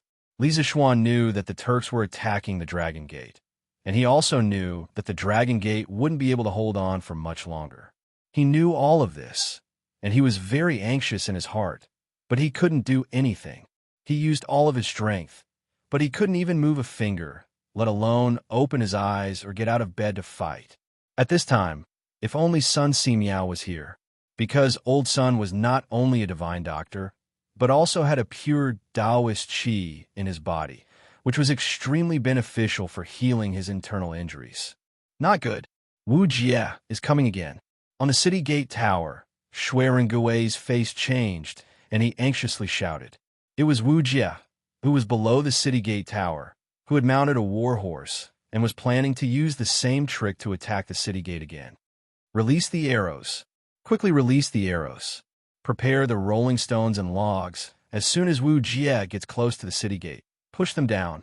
Fang Gongting's face suddenly became extremely ugly. The Dragon Gate was already on the verge of collapse after Wu Jie's first attack. If Wu Jie knocked it down a second time, how could the gate withstand it? Yes, join the army. Wu Jie's bravery also made the soldiers on the city gate tower a little scared, but they were all soldiers, and they had an innate instinct to obey orders. Hearing Fang Gongting's order, everyone braced themselves, overcame the fear in their hearts, and rushed towards Wu Jie's direction, drawing their bows and launching another attack. Shuai also didn't stay idle. He once again raised the big iron bow in his hand, knocked an arrow, and directly pulled the bowstring. With a xiao sound, an arrow whistled through the air and flew towards Wu Jie. Shuai didn't stop and continued to knocking the bowstring, drawing the bow, and shooting. All of these movements were done in one breath, and only after shooting 3 arrows in succession did he stop for a moment and take a deep breath. Although these 3 arrows seemed easy to shoot, only he knew how much true chi it took for a chi transformation junior like him to shoot these 3 arrows. He felt that he could shoot 3 more arrows at most before exhausting his true chi. Below the city gate tower, Wu Jie easily used his mace to deflect Shuai 3 arrows, and although his speed was a little slower, he was only 10 meters away from the city gate. From this position, if he took another 2 steps forward, the people on the city gate tower wouldn't be able to shoot him. Shuai took a deep breath and leaped onto the wall of the city gate tower. His body was slightly tilted towards the outside of the city, and it looked like he would fall off the city gate tower at any moment. Fang Gongting and the prefecture soldiers on the city gate tower saw this, and their hearts were in their throats. They were afraid that Shuai would lose his balance and fall off. If he fell, no one would be able to save him. It would be like a sheep walking into a tiger's den. Shuai calmed his mind, and after adjusting his body's center of gravity, he knocked an arrow on his bow and concentrated his true chi into his palm. Unlike before, this time he was going to shoot 3 arrows at the same time. His eyes stared unblinkingly at the rapidly flying Wu Jie. At the same time, he had already calculated in his mind where Wu Jie would be when the arrow reached him. Shuai had condensed all of his essence, energy, and spirit into these 3 arrows. They were also the 3 strongest arrows he had ever shot in his life. Xiao xiao xiao. Just as the big iron bow was fully drawn, Shuai finally released the bowstring, and the 3 arrows shot out like streaks of light, arriving in front of Wu Jie in the blink of an eye. At this time, if Wu Jie were to rely on his hearing to block Shuai 3 arrows, he would definitely be hit, because Shuai 3 arrows had already surpassed the speed of sound, and by the time Wu Jie heard the sound, the arrows had already reached his body. However, Wu Jie was a martial grandmaster, and his perception of danger was far more sensitive than ordinary people. When the 3 arrows left the bowstring, Wu Jie had already felt a sense of crisis, so by the time the arrows arrived in front of him, Wu Jie had already raised his mace to block Shuai 3 arrows. Ding, ding, ding.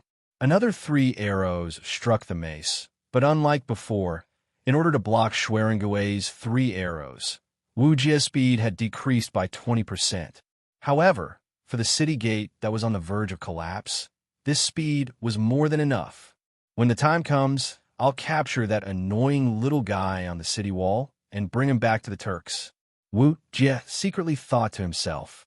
Sneaking into Great Tang this time had given him a big shock.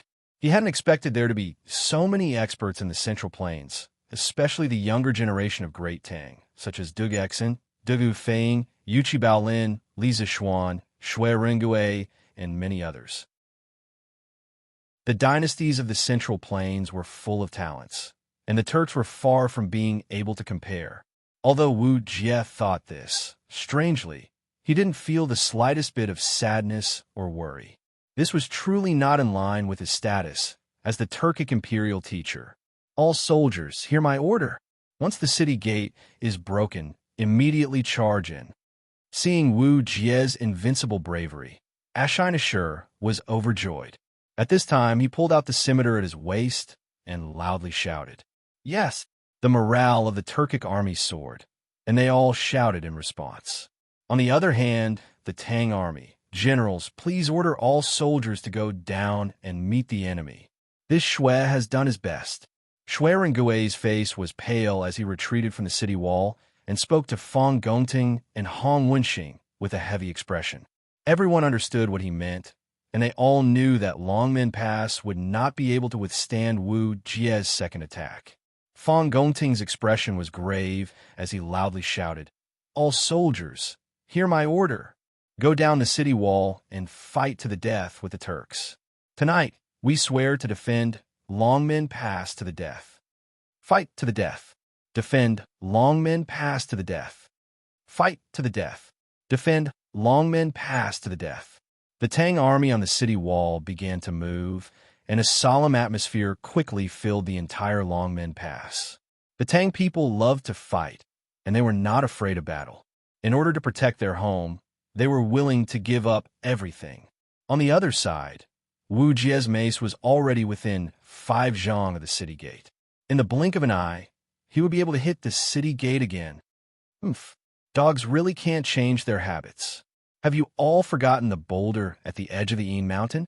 But at this moment, an unusually loud and angry roar suddenly came from the night sky. Immediately after, a long sword with a cold gleam rapidly spiraled down from the sky, heading straight for Wu Jie's next position. Hoo-hoo! The cold gleam of the long sword whistled through the air, and in the blink of an eye, it arrived in front of Wu Jie. The bone-chilling cold and powerful true qi coming from the long sword caused Wu Jie's expression to change. He didn't dare to recklessly receive this sword. Retreat! Wu Jie quickly fell down, using his mace to stop himself from moving forward, and then directly retreated. That long sword, on the other hand, had directly sunk 1 foot into the ground. The surrounding corpses, grass, and rocks were all blown away. The area within a radius of 3 feet around the longsword had turned into an empty space that couldn't be any cleaner. Subsequently, a young man with long hair, dressed in a white robe, and carrying a sword case on his back lightly descended from the sky, and he just so happened to land within a radius of 1 meter. His posture was elegant, but his aura was extremely cold and arrogant. Chapter 1550. The bright moon of the Qin and Han dynasties had yet to return from their long march. But with Long Qingfei here, no who would be allowed to cross the Yin Mountain. Ever since the Qin and Han dynasties, the Yin Mountain had never stopped fighting. There had always been disputes between the Han and Hu people, as well as grudges and grudges. At the end of the Sui dynasty, a major event happened here that shook the world. An old man in a green Taoist robe killed more than 200 Turkic wolf riders, who were famous in the world and had been raiding a village to the south of the Yin Mountain. Then, he piled the rolling heads on the border between the grassland and the Yin Mountain and built a temple. He also erected a stone tablet with a cross written on it. Those who offend the Central Plains will be killed, no matter how far away they are. Ling Su, spiritual master Ling Su's terrifying battle prowess was undoubtedly a great psychological deterrent to the Turks. Although the Turks had a large army, no one could guarantee that they would never be left alone. Thus, ever since then, although the Turks would occasionally go south to take advantage of the situation, they no longer dared to massacre villages and cities like before. This was because they were afraid that their heads would fall on that Jingguan temple. Time flew by, and in the blink of an eye, more than 10 years had passed. Now that someone mentioned the massacre at the Yin Mountain, the Turkic soldiers thought of the past and felt a chill in their hearts. Ashina Shirchu rode his horse forward and stared at the white-clothed man with a dark expression. He asked in a deep voice, "Who are you?" On the city gate tower, the Tang soldiers who had originally planned to go down and fight to the death with the Turkic army suddenly saw a young man descend from the sky and beat back the arrogant and invincible Turkic state teacher Wu Jie with a single sword. In their despairing and tragic hearts, a glimmer of hope instantly rose. They all stopped and looked at the white-clothed man who was facing off against the Turkic army. Facing Ashina Shirchu, the white-clothed man was not afraid. Perhaps he did not put Ashina Shirchu in his eyes from the beginning to the end. He unhurriedly pulled out the long sword that was stabbed into the ground. Then he reached into his bosom with his left hand and took out a navy blue handkerchief. He actually wiped the sword in front of Ashina's serpent. Ashina Shirchu's expression changed slightly. Although his status in the Turkic Empire was not as high as Wu Jie's, he was still the man of the Turkic Khagan. When had he ever been humiliated like this? Seeing that the white-clothed man was ignoring him and wiping his sword, Ashina Shirchu almost couldn't help but go berserk. Fortunately, reason prevailed over impulse, and Ashina Shirchu did not directly draw his sword at the white-clothed man. Otherwise, his head would have been separated from his body. Since the white-clothed man could force Wu Jie to retreat, it was not to say that his strength was higher than Wu Jie's, but it was not much lower. With this kind of strength, if Ashina Shirchu rashly faced him, he would definitely be defeated. Just as Ashina Shirchu was about to explode in anger, Wu Jie finally walked over. Stepping forward, he invisibly blocked Ashina Shirchu behind him. No one knew what expression was on the face hidden under the black robe, but they could tell that Wu Jie's eyes were now fixed on the white-clothed man. After staring at him for a long time, the white-clothed man finally wiped the dirt off his sword. The long sword reflected the moonlight and gave off a cold light, faintly giving people the illusion that the moonlight was like water, and so was the sword. Seeing the white-clothed man put away the handkerchief, Wu Jie finally spoke, his voice hoarse. "Not yet a great grandmaster. You are inferior to me." Having his cultivation seen through by Wu Jie at a glance, the white-clothed man did not show the slightest surprise on his face. Instead, a meaningful smile appeared on his face. So what? Who is strong and who is weak? Who wins and who loses? We will know once we fight. His voice carried a trace of coldness and arrogance, but it was also full of magnetism. If any of the modern star-chasing girls were here at this moment, they would probably be screaming madly, "Let's fight and we will know." Even if he knew that his cultivation was not as good as Wu Jie's, the white-clothed man was not afraid to fight, and from his words, one could even hear a faint trace of excitement, as if he couldn't wait to fight Wu Jie. His tone was relaxed and indifferent, his posture confident and relaxed. The white-clothed man was like a celestial being from the heavens, confident and proud, able to block soldiers, block water, whatever the world threw at him. He feared nothing. This imperial tutor has never fought with nameless people. "Who are you?" Being provoked by the white-clothed man like this, Wu Jie was a little annoyed. He was also a very proud person. How could he allow others to act so wildly above his head? Although he knew that his true chi was only at 50 to 60% of his peak state, he still had to stand, and he believed that he could defeat this arrogant junior in front of him. If you want to fight, then let's fight. The dignified imperial tutor actually dares to speak so much nonsense. The white-clothed man waved his sword in his right hand, then proudly looked at Wu Jie and said, "The one who injured you today is Dragon Tiger Mountain, Xianqing." Dragon Tiger Mountain, Xianqing. These 5 short words were spoken sonorously, and although his voice was not loud, it reached everyone's ears. Xianqing. It's Dragon Tiger Mountain's Taoist Xianqing.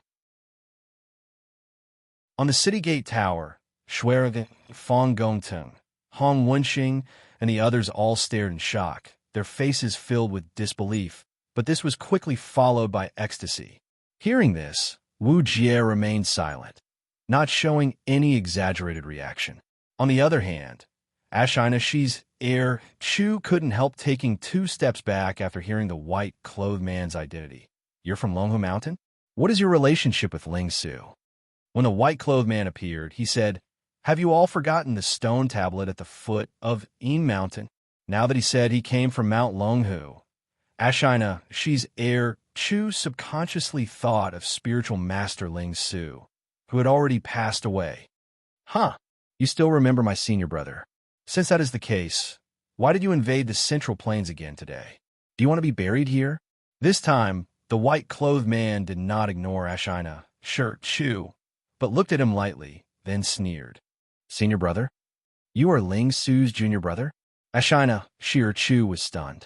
Shui Ringui, Fong Gongting, and the others had heard of Xianqing's name. But as a Turkic, Ashina, Chu had never heard of it before. Now that he heard that Xianqing was Ling Su's junior brother, how could he not be surprised? Good. Back then, this master had no chance to fight with Ling Su. But today I will see how much skill his junior brother has. Wu Jie now thoroughly understood the white-clothed man's identity and couldn't help laughing. Originally, it was supposed to be a hearty laugh, but because Wu Jie's voice was hoarse, it made everyone who heard it feel a chill run down their spines. Thunder, Overlord Mace. Without waiting for Xianqing to respond, Wu Jie leapt into the air, raised his mace with both hands, and smashed it down towards Xianqing's head. 9 Taishan swords, first form, ride the wind. Riding the wind to the 9 heavens.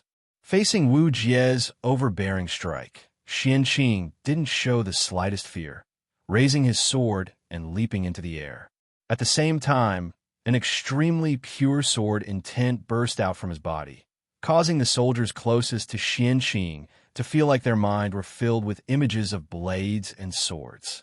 Both were 9 Taishan swords, and both were the first form of the 9 Taishan swords, but Xianqing's Ride the Wind, whether in terms of power or momentum, was far stronger than Li Zishuan's. This was the real 9 Taishan swords. Xianqing wielded his sword and pointed it straight at Wu Jie. The two of them soon met in midair, sword and mace colliding with each other, emitting a resounding metallic clang. This was just the beginning of their fight, both of them pouring their true qi into their weapons and knocking each other back. Wu Jie was forced back 3 steps, while Xianqing was forced back 5 steps. It was obvious that the gap between Xianqing, who had yet to reach the martial grandmaster realm, and Wu Jie wasn't very big. This scene, in the eyes of Shui Ringui, Fong Gongting, and the others, were naturally overjoyed. After all, a man's name was like a tree's shadow, and in everyone's eyes, Wu Jie was an insurmountable mountain. Now that Xianqing was only slightly at a disadvantage against Wu Jie. In the eyes of Shui Ringui and the others, this was already very amazing. However, Xianqing seemed to be somewhat dissatisfied with this result, frowning slightly, and then changing the direction of his sword, he actually took the initiative to attack Wu Jie. 9 Taishan swords, second form, Graceful Grace. Graceful Grace, Soaring Dragon. Carrying the lingering power of the first sword, riding the wind, Xianqing's sword moved even faster, the sword qi attached to it bursting out. Everyone below, whether it was the Turkic army or the Tang army, at this moment, all felt as if a dragon was soaring through the sky, baring its fangs and claws as it rushed towards Wu Jie. The momentum was vast, and the sword qi was overwhelming. Wu Jie's face paled slightly, and with a loud shout, the mace in his hand suddenly began to glow with lightning, and he raised it again to meet the incoming attack. Pong! The 2 weapons collided, and another loud bang rang out. This time, Wu Jie was forced back 4 steps, and Xianqing was also forced back 4 steps.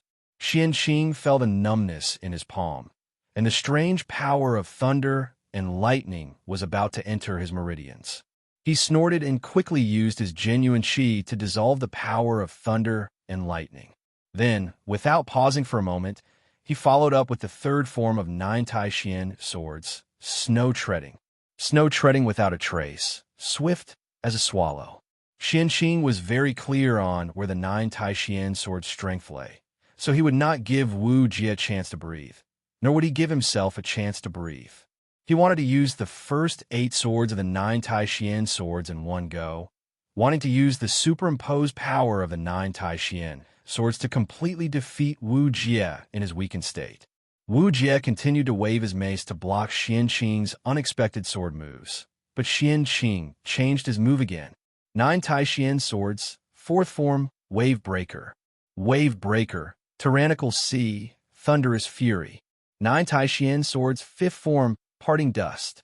1 sword, Desolate and Cold. 9 Tai Xian swords, 6th form, Flowing Cloud. Broken Smoke, Flowing Cloud, Never Return. 9 Tai Xian swords, 7th form, Phantom Shadow, knowing that all is an illusion. In the blink of an eye, the first 7 swords of the 9 Tai Xian swords have been used by Xian Qing, and compared to Li Zixuan, each of Xian Qing's sword moves was much more powerful. As a result, when the Phantom Shadow of the 7th form appeared, Wu Jie was suddenly surrounded by 16 sword-wielding Xian Qing swords. What's more, these 10 Xian Qing swords were all real people, and each of them used a different sword move, making it even harder for Wu Jie to defend. The situation on the battlefield was rapidly changing, and both sides were quietly switching positions. Chapter 1551. Reinforcements. Reinforcements are here. Longmen Pass is saved. As the saying went, the higher one stood, the farther one could see. The Tang soldiers on the city gate tower looked to the west and saw a black mass of cavalrymen holding torches galloping toward them.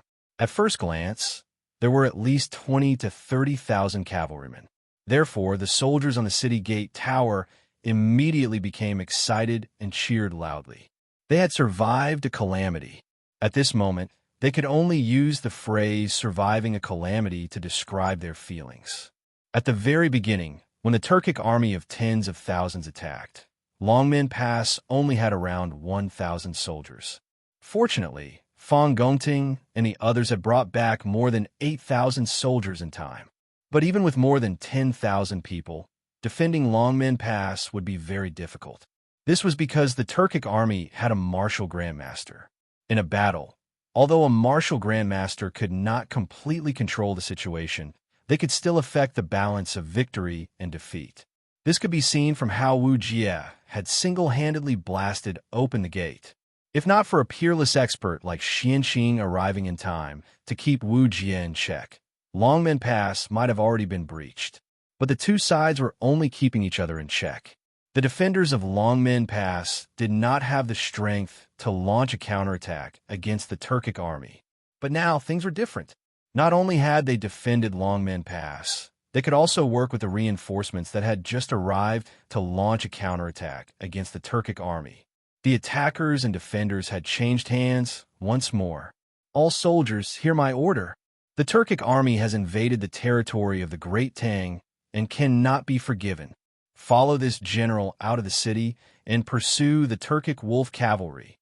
Fang Gongting was finally able to breathe a sigh of relief. He let out a loud roar and said with lofty sentiments, "Kill! Kill! Kill!"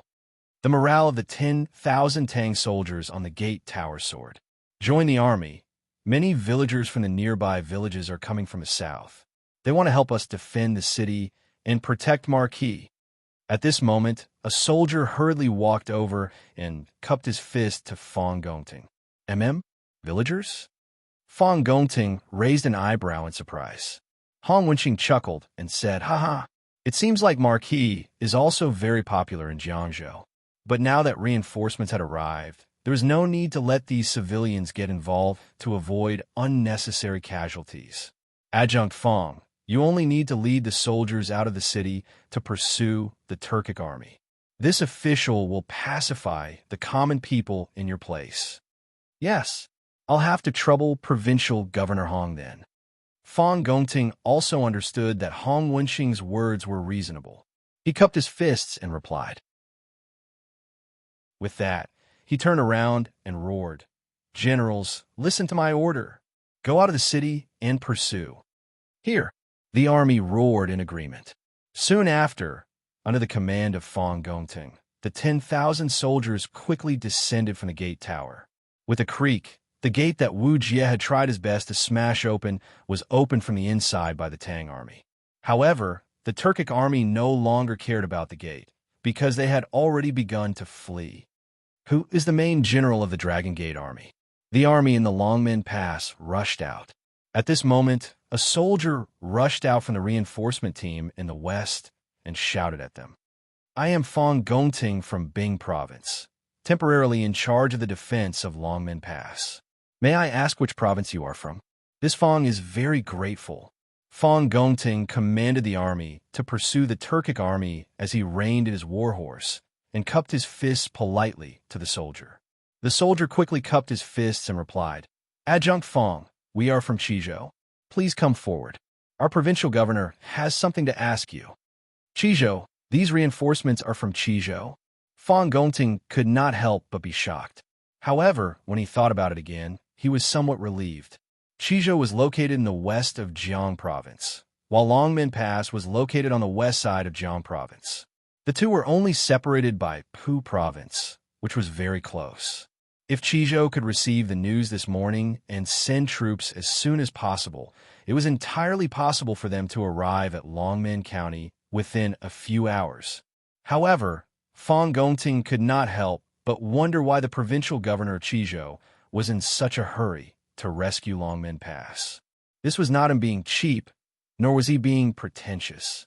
Under normal circumstances, the provincial governor of a province absolutely could not easily bring the troops of his own province to other provinces.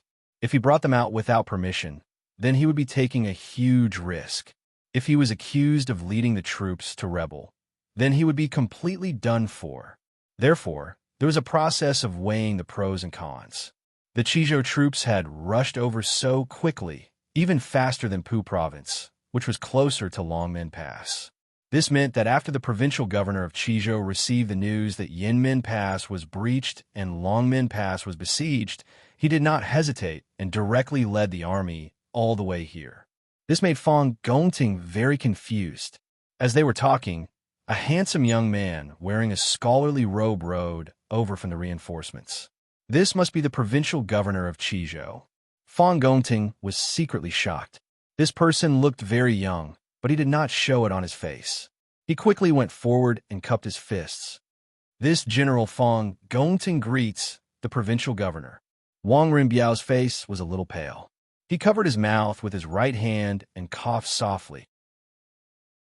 Lung Yao, who was beside him, quickly said worriedly, Young master, your body, I'm fine. Wang Rinbiao waved his hand and welcomed Fong Gongting. Adjunct Fong, you don't have to be so polite.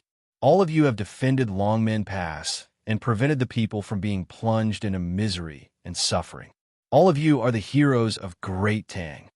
Fong Gongting cupped his fists and said, Provincial governor is too polite. Guarding Longmen Pass is my duty. I dare not be greedy. Wang Rinbiao nodded and asked, I heard that the Marquis of Yong is also at Longmen Pass. Where is he now? That's right. The reason why Wang Rinbiao personally led the army to reinforce Li Zishuan was mainly because of Li Zishuan. Li Zishuan treated him as a close friend, and he had always treated Li Zishuan as a brother. How could he stand by and do nothing when his brother was in trouble? Compared to this, everything else was secondary. Even if Li Er removed him from his position because he led the army out of Chizhou without permission, Wang Rinbiao had no regrets. Fong Gongting's face darkened. Marquis was heavily injured when he fought with the Turkic state preceptor. He is currently recuperating in Longmen Pass. What? Xiao Xian is heavily injured? Hearing this, Wang Rinbiao couldn't help but exclaim. He couldn't care less about hiding his emotions as he hurriedly asked, Is his injury serious? Did any doctor treat him? Hearing Wang Rinbiao call Li Zishuan by his name, Fong Gongting was a little confused. Logically speaking, the provincial governor of a province was lower in rank than the marquis. Even if they were of the same rank, there were very few people who would call each other by their names. In addition, although Fong Gongting might have heard of Wang Rinbiao, the eldest son of the Wang family, he didn't know that Wang Rinbiao was the provincial governor of Chizhou. After all, Wang Rinbiao hadn't been in office for long, and Fong Gongting had always been in Bing Province. He didn't know much about the situation in Chizhou. Although he had hundreds of questions in his heart, Fong Gongting still replied, Marquis is heavily injured and is currently unconscious. We have already invited the best doctor in Longmen County to treat Marquis. However, Marquis is suffering from internal injuries, so the doctor can't do anything about Xiaoshuan's injury? At this moment, a magnetic and cold voice suddenly sounded behind Fong Gongting. He turned around and hurriedly said respectfully, reporting to Taoist Master Xianqing, the famous doctor in Longmen County can't do anything about Marquis' internal injuries. Xianqing was Taoist Master Spirit Void's junior brother and Li Zixuan's junior martial uncle.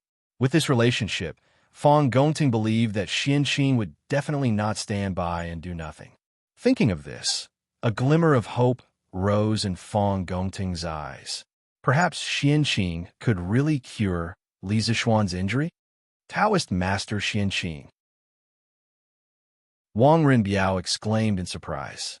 Then he seemed to remember something and couldn't help but change his expression. He looked at Fong Gongting and ordered, "Adjutant Fong." This official came with 30,000 light cavalry. Now, this official will hand them all over to you. You will lead them to chase the Turkic army. It's best if they all stay in Tang. This official will go visit Marquis Yuan. Wang Renbiao actually had a scholarly air, but when he said leave them all in Tang, his aura suddenly changed, as if he had turned into a decisive general. Scholars also had tempers. Fong Gongting was shocked. After hesitating for a moment, he solemnly cupped his fists and accepted the order. This general obeys. Thank you for your trust, provincial governor. To be honest, he had never led so many troops alone. However, at this moment, he was in danger, so he had to accept this task, even if he didn't want to. Yao, you are familiar with the troops in Qizhou. You go and assist Adjutant Fong. Wang Renbiao turned to Leng Yuyao and said, Yes. Leng Yuyao was worried about leaving Wang Renbiao here alone, but she looked at Xianqing opposite her and the determined expression on Wang Renbiao's face. She could only agree in a low voice. Clearly, she knew Xianqing's identity and knew that Wang Renbiao wouldn't be in danger if he was with Xianqing. Fong Gongting was a little unhappy that a weak woman was suddenly inserted into the army. However, this army of 30,000 was brought by Wang Renbiao, and he had no right to criticize, so he didn't raise any objections. Seeing the Turkic army running further and further away, he hurriedly cupped his fists and said to Wang Renbiao, This general will take his leave. I will chase after the Turkic army. Okay. Wang Renbiao nodded. Leng Yuyao and Fong Gongting led the two armies and chased after the Turkic army. Bang, bang, bang. Just as Wang Renbiao and Xianqing arrived at Longmen Pass, the sound of galloping horses could be heard on the official road. Second brother, look, the gates of Longmen Pass are open. Could it be that the Turkic army has broken through? At the front of the army, a bearded man pointed at the open gates of Longmen Pass and asked anxiously. This man was Cheng Yaojin. Qin Xiong's eyes narrowed as he looked over. After a while, he shook his head and said, It doesn't look like it. If the Turkic army has really broken through, they should be killing and looting the nearby villages.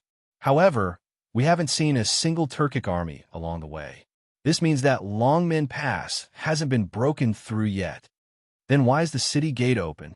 Cheng Yaojin's mind was filled with question marks as he couldn't understand. Maybe the Turkic army has been chased away, and the defending army of Longmen Pass went out of the city to chase after them? Yuqi Jingda said without any reason, but no one would believe him at this moment. The army quickly arrived at the city gate. Wang Renbiao was already waiting at the gate. Standing beside him was Xianqing and Jiang Province's provincial governor, Hong Wenxing, who had just sent all the enthusiastic villagers home. It's the kid from the Wang family of Taiyuan. Cheng Yaojin rode his horse to the city gate.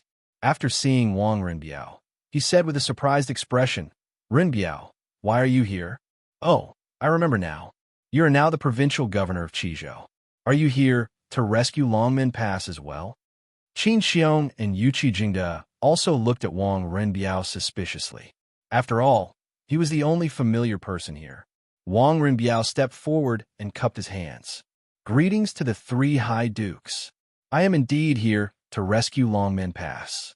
The Turkic army has just left, and the army of Bing province in Chizhou is desperately chasing after them. If the three High Dukes want to chase after them, you should be able to catch up. Wang Rinbiao knew the purpose of Qin Xiong and the rest leading the army to Longmen Pass, so he spoke concisely. Hearing this, Qin Xiong, Cheng Yaojin, and Yuqi Jingde were all shocked. Cheng Yaojin couldn't help but say, "Damn it, the Turkic army is so cowardly. I just brought people to chase after them, and they ran away. No, we have a chase after them." Qin Xiong nodded and didn't bother to chat with Wang Rinbiao and the rest. He waved his hand and said, "Generals, listen up. Chase after them." Chapter 1552. For the sake of Li Zixuan's safety, Lu Xianda had moved him to the cellar under Longmen Pass. Only a few people knew about this. When Hong Wenxing and Feng Gongting returned and heard Lu Xianda say that Li Zixuan had been moved to a quiet place to recuperate, they did not ask further. At that time, the soldiers were already at the gates, and the situation was extremely critical. How could they have the time to get to the bottom of the matter? At this moment, Lu Xianda had already followed Feng Gongting to chase after the Turkic army. Fortunately, Lu Xianda's subordinate Bai Qi stayed behind. Under his lead, Xian Qing, Wang Rinbiao, and Hong Wenxing came to a cellar on the west side of Longmen Pass. At the entrance, they could see a faint light.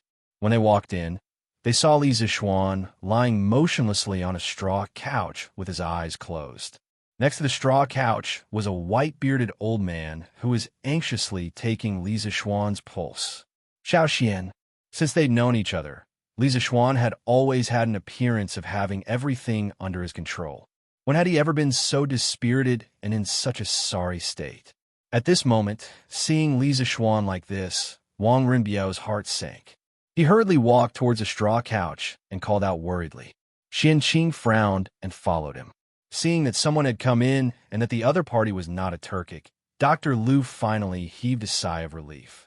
However, these people had noble temperaments, and he did not recognize them, other than Bai Qi.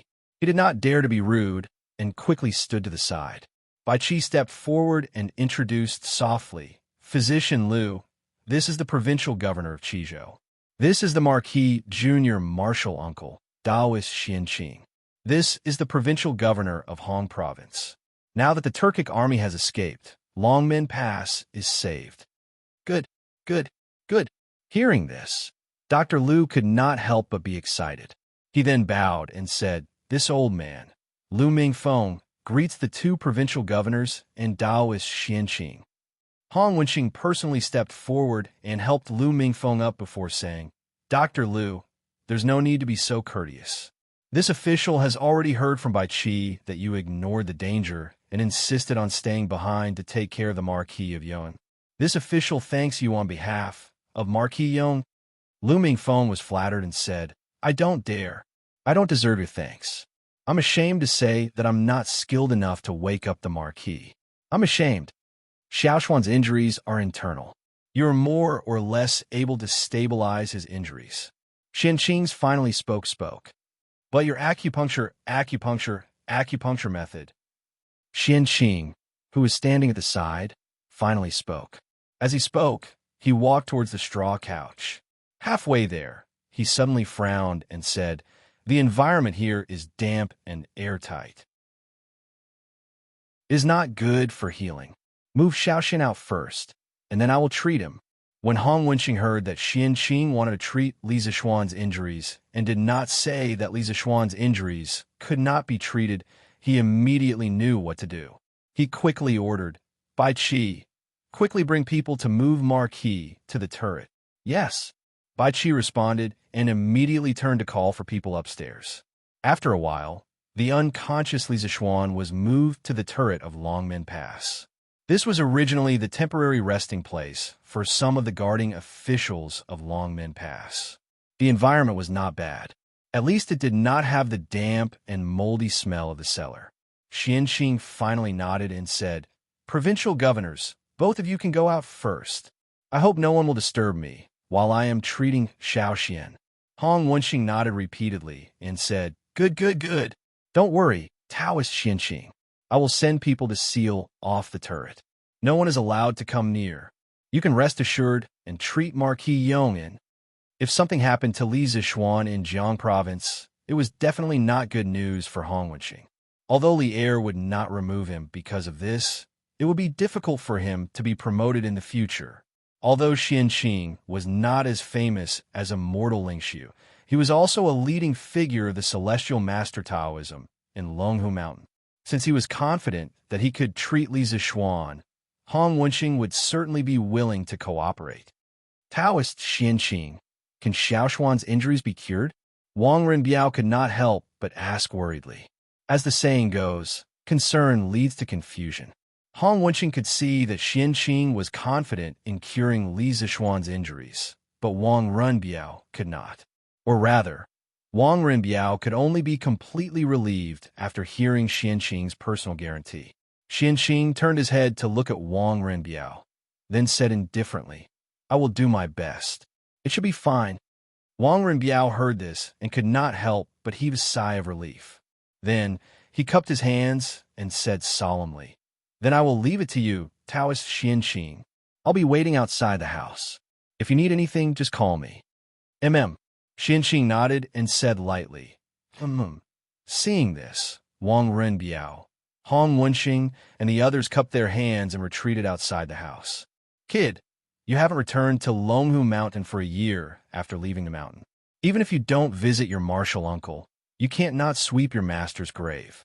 If it weren't for the fact that you were busy running a school in Lantian County and couldn't leave, your sect leader would have come to you personally. After Wang Renbiao and the others left, only Li Zixuan and Xianqing were left in the house. Xianqing's cold face suddenly became a little soft. The high and mighty immortal in the heavens had now become a gentle and elegant elder. He looked at Li Zixuan, who was lying on the bed, and could not help but sigh with emotion. Its martial uncle? Why did he leave the mountain? Although Li Zixuan couldn't move, his consciousness had always been clear. At this moment, he finally remembered the true identity of Taoist Xianqing. Wasn't he the martial uncle of his predecessor? Soon, the memories of Xianqing flashed quickly in his mind like a movie.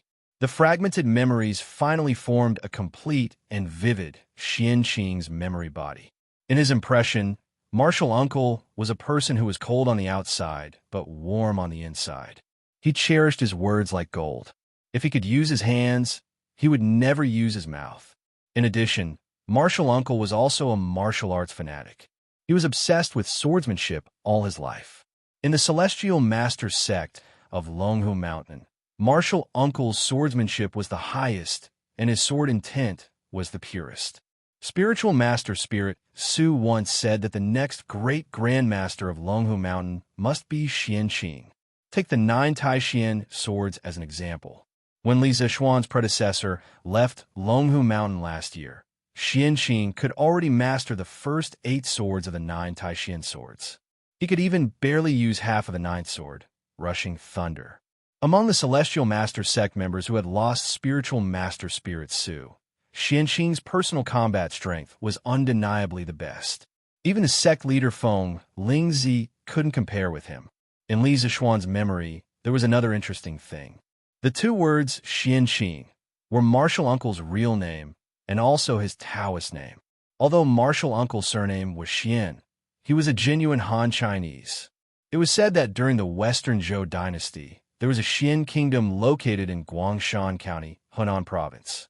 At the end of the spring and autumn period, Xian kingdom was annexed by the Chu kingdom. After the fall of the Xian kingdom, the nobles of Xian kingdom took the name of their former country and scattered everywhere. It was said that martial uncle's ancestor was a duke of a small country in the Western Zhou Dynasty.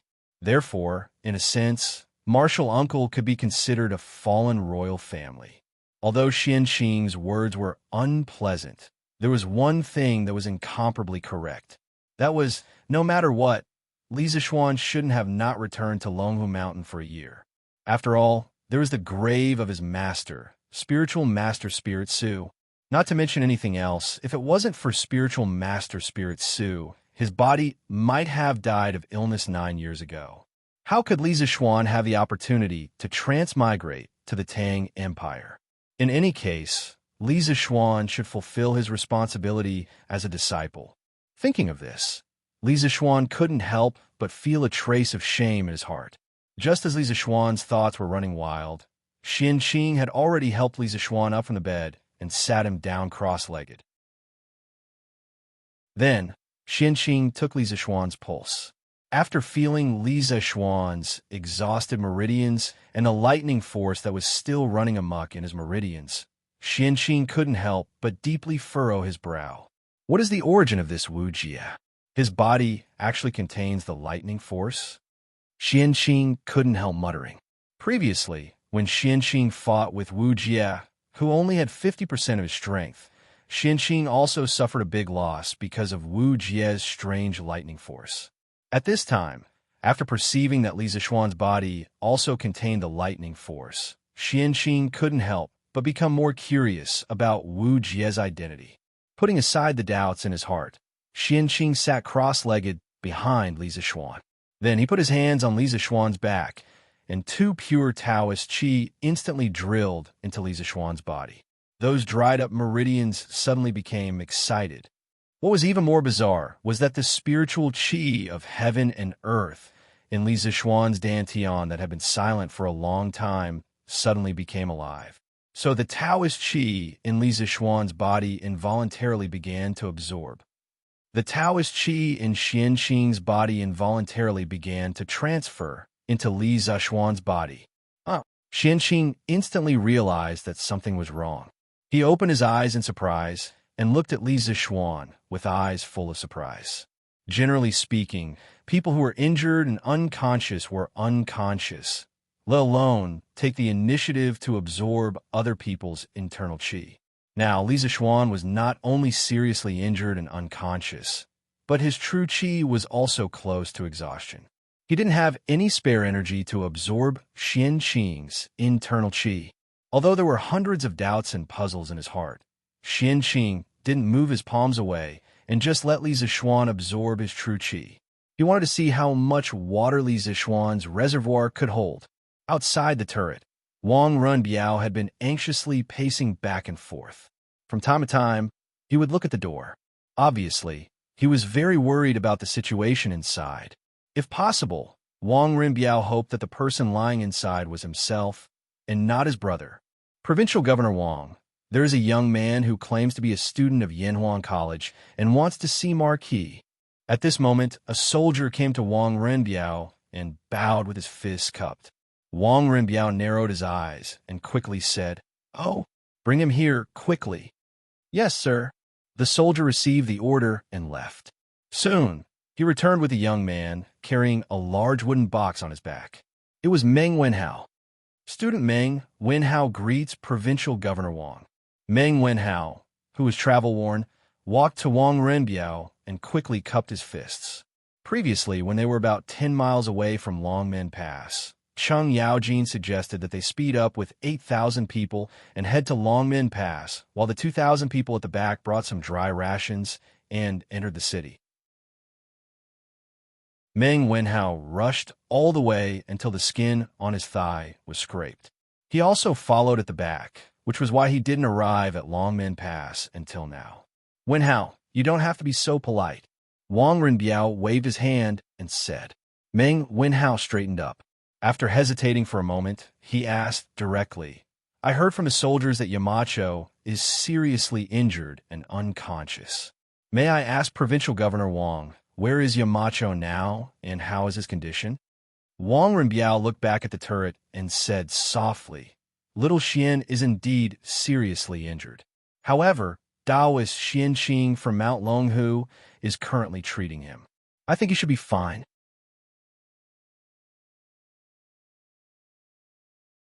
Chapter 1553. At around 2:45 in the morning, it was already late at night. The moon had already risen to the western sky, and while everyone was still asleep, it was still silently watching everything that was happening. including the massive battle taking place outside Yonghe Pass. The three armies from Longmen Pass had been madly pursuing the Turkic army, but none of them had been able to catch up. This was because Ashina-shir-kum had not only led his most elite cavalry in this invasion of the Great Tang, but each of them had been equipped with 2 war horses. Thus, even though they were deserters, they had been able to escape faster than anyone else. In contrast, the soldiers brought by Qin Xiong, Fang Gongteng, and Lung Yao had either just finished a long journey or had just participated in a bitter battle to defend the city. At this time, their men and horses were exhausted, so it wasn't surprising that they couldn't catch up to the Turkic army. But even so, the Turks could not so easily escape from the Great Tang, because there were still soldiers from 4 provinces waiting for them. After passing through Madu Pass and Yonghe Pass, the fleeing Turkic army finally encountered the soldiers of Yinzhou, Yuzhou, Daizhou, and Shuo province, who were preparing to reinforce Longmen Pass. Ashina-shir-kum and Wu Jie only wanted to bring their army back to the steppe. So when the 2 armies met, they didn't even exchange a single harsh word before immediately fighting. Ashina-shir-kum's goal was very simple. He wanted to gather his most elite forces and use the shortest amount of time to tear open a hole in the defensive line of the 4 northern provinces of the Great Tang. He and Wu Jie would then be able to escape through this hole and return to the steppe, even if he had to sacrifice half of his army. Ashina-shir-kum felt that it would be worth it. If he ran out of soldiers, he could go back and replenish them. The Turks had plenty of soldiers, and losing 10 to 20,000 soldiers would not hurt them much. But if he and Wu Jie were left behind in the Great Tang, the losses would be far too great for the Turks. This was especially true for Wu Jie. A grandmaster expert was a treasure to any country, and the Turks with Wu Jie were completely different from the Turks without him. This could be seen from the fact that Wu Jie had single-handedly stolen a large number of books from the academy. Although he had failed in the end, it was an indisputable fact that Wu Jie had single-handedly pinned down thousands, if not tens of thousands, of Great Tang soldiers. On the plains outside Yonghe Pass, an extremely gruesome battle quickly took place. Under Ashina-shir-chu's orders, the Turkic soldiers fearlessly launched their most ferocious attacks on the soldiers of the 4 provinces. The Turks of the steppe were naturally tougher than the people of the Central Plains, and all of them knew that they were being pursued. If they couldn't break out of the encirclement as quickly as possible, all of them would die here. In this desperate situation, the Turkic soldiers did not despair. On the contrary, their fighting spirit was stimulated. Kill. If you kill 1 Tang soldier, you will be rewarded with 50 cows and sheep. If you kill 10 soldiers, you will be promoted by 1 rank. Kill 100 people, and you'll be rewarded with a tribe. Seeing that there was hope for breaking out, Ashina-shir-chu hurriedly roared. His method of boosting morale was extremely effective. The Turkic soldiers were all excited by these words, especially the last reward that Ashina-shir-chu had promised. It was simply too tempting. The majority of them were ordinary people of the steppe. The people of the Central Plains liked to study and obtain scholarly honors, while the Turkic people liked to become more courageous and fierce, becoming the warriors of their tribes. If they could become the leader of their tribes, that would naturally be even better. Thus, Ashina-shir-chu's words thoroughly stimulated the ferocity in the bones of the Turkic soldiers. Kill! Kill! Kill! Many of the Turkic soldiers, despite being stabbed several times, still raised their scimitars and shouted, wanting to fight to the death with the Tang army. In the face of such a fierce and fearless army, the Tang army from the 4 northern provinces was unable to hold on for a moment, and their formation began to fall apart. Even worse was that the Turkic army had a grandmaster expert leading the charge. That invincible stance of slaying gods and Buddhas was extremely effective in boosting morale. For a moment, the Turkic army was filled with war cries, and it seemed like they were on the verge of breaking through the encirclement. Although Wu Jie only had 30 to 40% of his strength left, he was still not someone that the ordinary soldiers of the Tang army could contend against. As time passed, the number of Tang soldiers around Wu Jie dwindled, because very few people were willing to face him. Commandant, the Daizhou army in the east is requesting reinforcements. They won't be able to hold on for much longer. What? They have 3,000 more men than us. How could they not be able to hold on? Tell them that they have to hold on even if they can't. We don't have enough men on our side. Yes. Commandant. What? Yunzhou's Commandant Meng isn't willing to send reinforcements? Commandant Huang. Commandant Meng said that they're under great pressure and can't send any men. Bullshit. What kind of pressure could they possibly be under? The Turkic state teacher is attacking our side.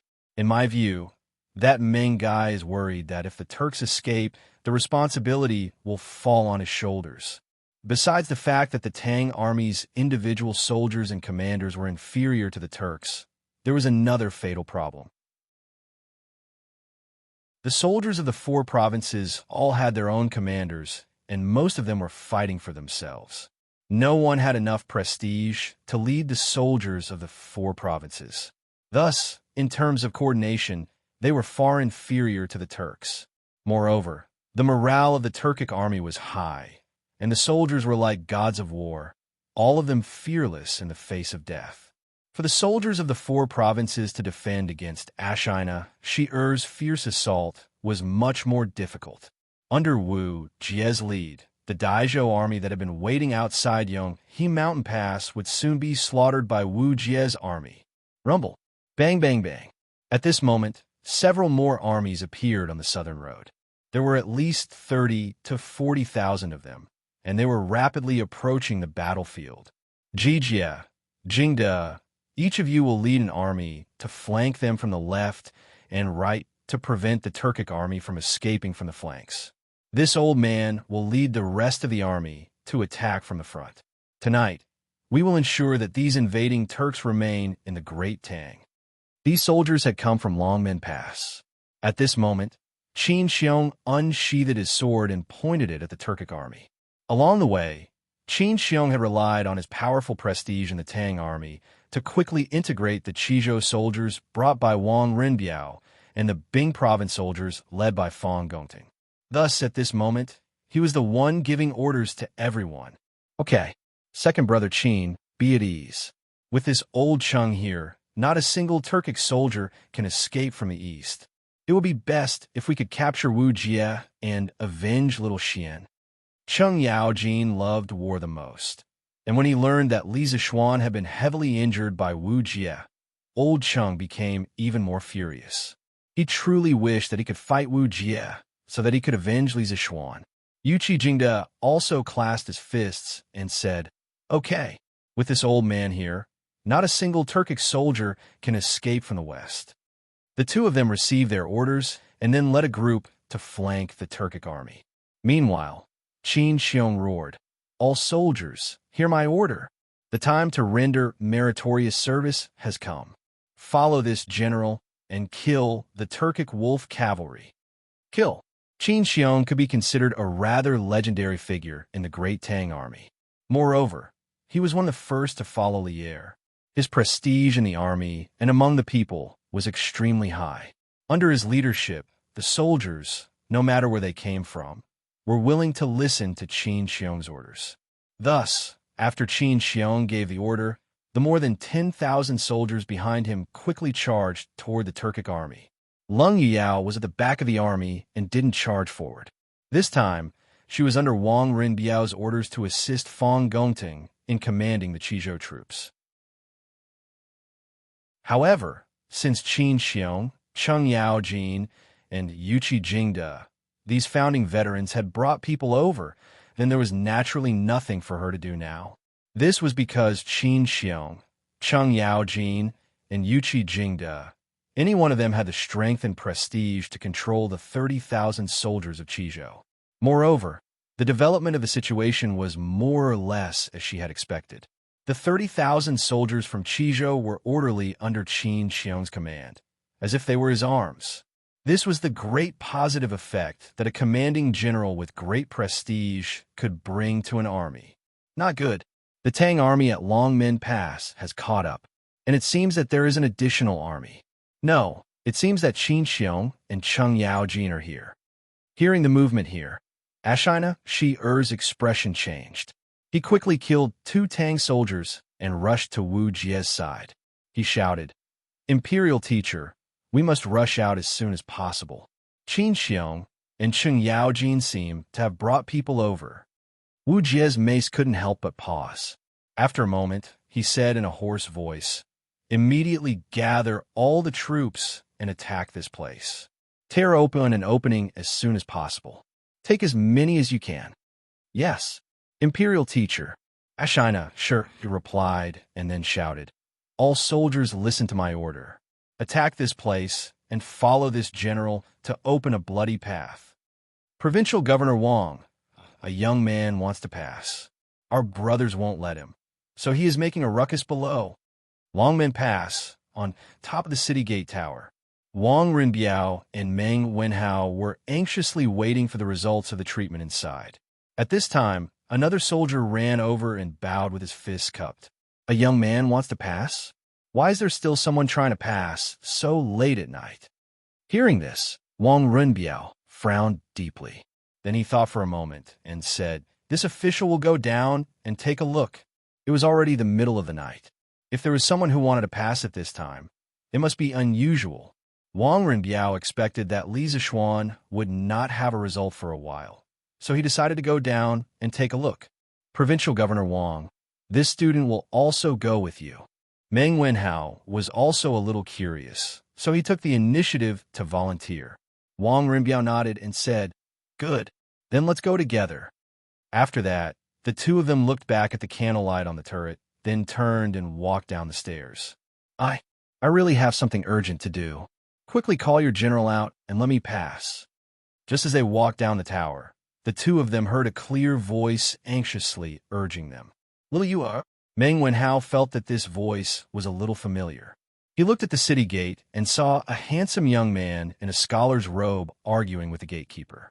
The more he looked at this figure, the more familiar it was. After being stunned for a moment, he exclaimed in disbelief.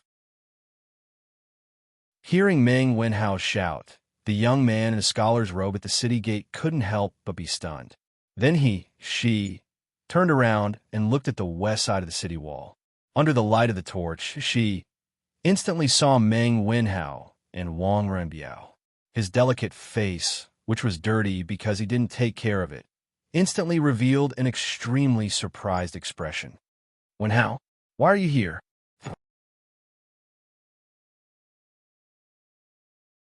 Chapter 1554. After hearing that Wu Jie had already left the Dragon Gate Pass, Little Fishy subconsciously felt a little disappointed. Along the way, it could be said that she, a weak woman, had a travel day and night, going through untold hardships just to ask Wu Jie about her parents' whereabouts. But when she finally arrived at the Dragon Gate Pass, she learned that the person she wanted to see had already left. How could she not be disappointed? But when she heard that Li Zishuan was seriously injured, she immediately panicked. Compared to the whereabouts of her parents, Li Zishuan's safety was more important to little Yuer. Yamacho's youngest uncle is still treating Yamacho's injuries indoors. Provincial Governor Wang and I have been waiting outside for a while. I think there will be a result soon. Seeing Li Yu's anxious face, Meng Wenhao comforted her softly. Only then did Li Yu notice Wang Renbiao, who was standing silently on the side. She quickly went forward and saluted. "Li Yu greets Provincial Governor Wang." Unlike Meng Wenhao, Li Yu had never seen Wang Renbiao before. Naturally, she wouldn't recognize him. Now that Meng Wenhao mentioned Provincial Governor Wang, Li Yu didn't know which Provincial Governor Wang Renbiao was. However, no matter where he was, she still had to greet him out of courtesy. Wang Renbiao did not blame her for being rude. Instead, he said softly, "You don't have to be so polite. Xiao Xian and I are old friends. Since you are concerned about his injuries, you can wait here with us." Hearing this, Li Yu was relieved. She thought that the provincial governor was quite easy to talk to. Yes. Thank you, Provincial Governor Wang." "Oh, strange. Why are Xiaoshuan's meridians so broad and tough? They are far stronger than those of ordinary martial artists at the Grandmaster middle stage. 60% of my internal force was absorbed by him. It's really strange." in the turret on the west side of Longmen Pass. After injecting a large amount of Taoist genuine qi into Li Zishuan's body to help him heal his internal injuries, Xianqing finally removed his hands from Li Zishuan's back and stopped completely. But when he looked at Li Zishuan, who had his eyes closed, he could not help but frown and murmur to himself. No. When Xiaoxian left the mountain, he was only at the peak of the qi refining stage. How could he jump 2 realms and directly become a master of the Grandmaster middle stage in just 1 year? This kind of aptitude might not even be found in the Dao sect in 100 years. If I remember correctly, although this child's martial arts aptitude is not bad, it is far from the level of being found once in 100 years. What has he been through in the past year? The more Xianqing thought about it, the more he felt that something was wrong. Especially when he thought about Li Zishuan's current realm, he felt even more incredulous. It was not that he was jealous of Li Zishuan's rapid progress. He had never been jealous of anyone in his life because he firmly believed that he could become the strongest person in the world. This belief could not be shaken by anyone and nothing. He was just curious as to how Li Zishuan managed to advance so quickly. Of course, Xianqing did not know that Li Zishuan, who was sitting cross-legged on the bed, although his body had not changed, his soul had been replaced by a 21st century engineering master with the same name. At this moment, after Li Zishuan absorbed the pure Taoist genuine qi from Xianqing, his body had undergone earth-shaking changes. The originally dry meridians and dantian were now being nourished by the endless river water, and the huge amount of genuine qi quickly began to repair the injuries of the 5 viscera and 6 bowels. Even the farmland spiritual qi in his body began to become active at this time, acting as the leader of the recovery army. The power of thunder and lightning that Wu Jie had left in his body all became a meal for the spiritual qi of heaven and earth. In the end, Li Zishuan seemed to hear the spiritual qi of heaven and earth burp. Damn it, did I travel to the world of immortal cultivation? Li Zishuan cursed in his heart. He wondered if he had transmigrated again. The scene in his mind was 2F** King fantastical. It was not much different from the fantasy novels he had read in his previous life. However, after using his spiritual power to sense that he was still in the Tang Empire's Longmen Pass, Li Zishuan was relieved, knowing that he had not traveled to another world. Speaking of which, Li Zishuan had his family, friends, and a group of cute officials and generals who wanted to make Tang Empire stronger. Even if he had the opportunity to travel to another world, he would not be willing to leave.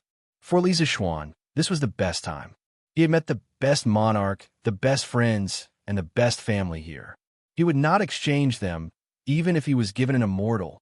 After sitting cross-legged for a while, Li Zishuan's internal injuries were basically healed under the spiritual qi of heaven and earth in his body, and the genuine qi in his body had been completely restored. Just as he was about to open his eyes and see his talented youngest uncle, Li Zishuan suddenly felt a wave of enlightenment. Then, all the pores on his body opened, and under the effect of the spiritual qi of heaven and earth in his body, Li Zishuan began to involuntarily absorb the spiritual qi of heaven and earth again. Without destruction, there could be no construction. After destruction, there would be construction. After fighting with so many great masters, Li Zishuan had a desire for strength. With the help of the spiritual qi of heaven and earth in his body, and with the enlightenment of his mind, the stagnant realm finally showed signs of loosening. Li Zishuan intended to take this opportunity to break through to the late stage of Dao Guru. Standing aside, Xianqing, who was thinking hard and waiting for Li Zishuan to wake up, immediately sensed something unusual. His expression changed, and he hurriedly turned his eyes to Li Zishuan. Forget everything, oneness of heaven and man. Is he going to make a breakthrough again? Although Xianqing was very confident in his martial arts attainment, when he saw that Li Zishuan had the opportunity to make a breakthrough again, Xianqing did not know how to express his feelings at this moment. Was he excited? Of course. Was he disappointed? Of course not. No matter what, Li Zixuan belonged to the celestial master Taoism of Longhu Mountain. The higher his achievement was, the happier Xianqing would be. He would not be disappointed. If he really had to describe it, Xianqing was doubting life at this moment. How old was Li Zixuan this year? He was only 15 or 16 years old, but he was about to reach the late stage of Dao Guru. This was absolutely shocking.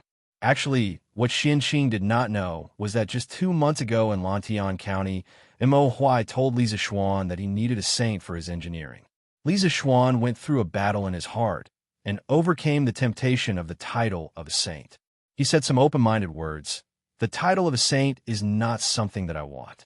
Everything that I do in my life should be based on my heart, punishing evil and promoting good, upholding justice, benefiting the common people, and living a carefree life. As for what the future generations say, it has nothing to do with me. Whether it is merits or demerits, they can say whatever they want. After saying that, Li Zixuan's thoughts were instantly clear. He directly entered the state of forgetting himself in the woods at the foot of the mountain. At that time, Li Zixuan finally touched the threshold of the late stage of Dao Guru, but in the end he failed to enter the late stage of Dao Guru. Now, after several months, Li Zixuan finally had a chance to enter the late stage of Dao Guru again.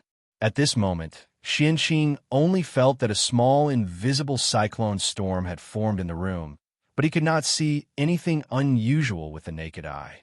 This cyclone storm was different from the storms in the natural world. It would not blow away anything, nor would it make others feel like they were being blown by the wind. A good rain knows the season, and it will happen when spring comes, sneaking into the night with the wind, moistening things silently. This invisible cyclone storm was like a spring rain that moistened things silently, leaving no trace behind. Only martial artists with profound realms will be able to truly feel its existence. No, what is Shaoxian doing? Why is there so much pure and primitive qi madly pouring into his body? Xianqing had already raised his guard and stood guard at the door. He was guarding Li Zixuan to prevent anyone from disturbing Li Zixuan's breakthrough. However, while Xianqing was shocked by the scene in front of him, he also found it difficult to explain. It seemed that Li Zixuan's method of breaking through was different from all other cultivators. If not for worrying about affecting Li Zixuan's breakthrough, Xianqing really wanted to step forward and grab Li Zixuan's pulse to see how different Li Zixuan's meridian structure was from ordinary cultivators. Kill! Kill! Kill! On the plains outside Yonghe Pass, the Turkic soldiers who were besieged on all sides shouted again and again. Blood dyed the earth red, but not a single Turkic soldier showed any fear. Many of the scimitars in their hands were already curled up, but they still swung their scimitars tirelessly, wanting to open a path for Wu Jie and Ashina Shur. This was an extremely fierce and brave Turkic wolf cavalry. They would unconditionally carry out the orders of their commander, even if they had to pay the price with their lives. Encountering such a resolute Turkic army, the reinforcements of the Great Tang's 4 northern provinces were still having a headache. Even with Qin Xiong, Cheng Yaojin, and Yuqi Jingde leading reinforcements, the defensive line they had built in the north was still about to be torn apart by the Turkic army. It was not that the Great Tang's 4 northern provinces were not elite enough, but that the Turkic army was too fearless. As long as they could send Wu Jie and Ashina Shur out of the Great Tang, they were willing to sacrifice themselves here. Quick! Quick! Charge! Continue to charge. The Tang army's defensive line is about to be broken. Seeing that the Tang army at the front was about to collapse, Ashina Shirchu hurriedly shouted. This was both an exhilaration and a morale boost. Charge! Kill! Hearing this order, the Turkic soldiers became even more ferocious, even more fearless. At this moment, the Turkic soldiers seemed to have the assistance of the heavens. Everything was going smoothly for them, and the Turkic army was advancing even faster than before. Meanwhile, the Turkic army in the rear was desperately resisting the left, middle, and right armies led by Cheng Yaojin, Qin Xiong, and Yuchi Jingda. They did not seek victory, only delaying the Tang army, so that Wu Jie and Ashina Ashur could escape the encirclement. As long as they could escape the encirclement of the Tang army, Wu Jie and Ashina Ashur could rely on their advantage in speed to shake off the pursuit of the Tang army.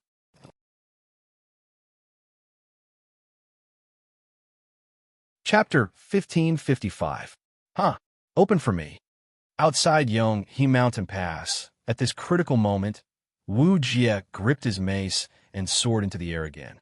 On the way here from Chang and City, although he had experienced several major battles and had lost a great deal of his strength, his personal strength was still undoubtedly at the top of this battlefield. At this moment, the mace in his hand flashed with a faint lightning glow, and with him flying high up in the air, he looked like a god of thunder descending from the heavens, majestic and insufferably arrogant. With a loud roar, Wu Jie's aura reached its peak. Then Wu Jie slammed his mace down, sending a powerful gust of wind towards the Tang army. Even those 3 zhang away could feel the immense power of this mace, because although Wu Jie's mace was only a meter long, he had poured a terrifying amount of true qi into it, increasing its power by more than 10 times. If this mace hit its target, it was likely that a person would be turned into a meat patty. Thus, many people subconsciously dodged to the side, wanting to avoid Wu Jie's mace. With a heaven-shaking boom, Wu Jie's mace finally struck the ground. Those soldiers who did not dodge in time, whether they were Tang soldiers or Turkic soldiers, were all smashed to pieces by Wu Jie's mace. Their fates were extremely tragic. At the same time, this move had nearly exhausted the last bit of true qi in Wu Jie's body, but the final result was still good. He had finally broken through the defense line of the Great Tang's 4 northern provinces. Generals, heed my order. Charge out with me. Return to the grasslands. Seeing that the Tang army's last line of defense had been smashed open by Wu Jie, Ashina Shi'er's spirit was shaken, and he quickly raised his saber and roared. Charge! Protect the imperial scholar. Protect the general. The Turkic soldiers seemed to have gone mad. All of them rushing toward the hole Wu Jie had torn open, killing anyone who stood in their way. Wu Jie and Ashina Shi's heir Chu naturally took the lead and rushed to the front. In the blink of an eye, they had broken out of the encirclement of the Tang army, and what lay before them was a vast expanse of flat land. Although there was still Yinmen Pass dozens of miles ahead, the defense of Yinmen Pass had been completely destroyed by them a few hours ago. In just a few hours, it was impossible for the Tang army to deploy a strong defense force at Yinmen Pass. Once they rushed out of Yinmen Pass, they could go straight into the grassland. Quick! Stop them! The breach Wu Jie had found was precisely the defensive line set up by the Daizhou government soldiers. Seeing the Turkic soldiers break through the defensive line and flee to the north, the Daizhou government commandant hurriedly ordered the remaining soldiers to block this breach. Wu Jie, for better or worse you are a martial grandmaster. Do you dare fight this old Chung? What kind of hero was he to turn around and run? Hey, what a coward. Chung Yaojin's left army was made up of elites from Chang, and so he was the first to break through the Turkic army. However, he was still a step too late. By the time he reached the Dai province's camp, Wu Jie and Ashina were already several dozen zhang away. At this distance, it was definitely not easy to catch up, so old Chung could only stand in place and curse. Imperial scholar, you must endure. Don't fall for Chung Yaojin's provocation. We can't take on this battle right now. Hearing old Chang's curses, Ashina hurriedly looked to Wu Jie on his left and consoled him. This imperial scholar understands the severity of the situation. Wu Jie nodded lightly, then sighed. It's just that so many Turkic warriors will never be able to return to the grasslands. What a pity. Ashina Shi'er's face was full of shame. This general misjudged the situation and should not have turned back to Longmen Pass. When we return to the imperial court, this general will personally ask the Khan for forgiveness. Speaking of which, Wu Jie originally planned to leave Great Tang with Ashina, Shi-Er's help.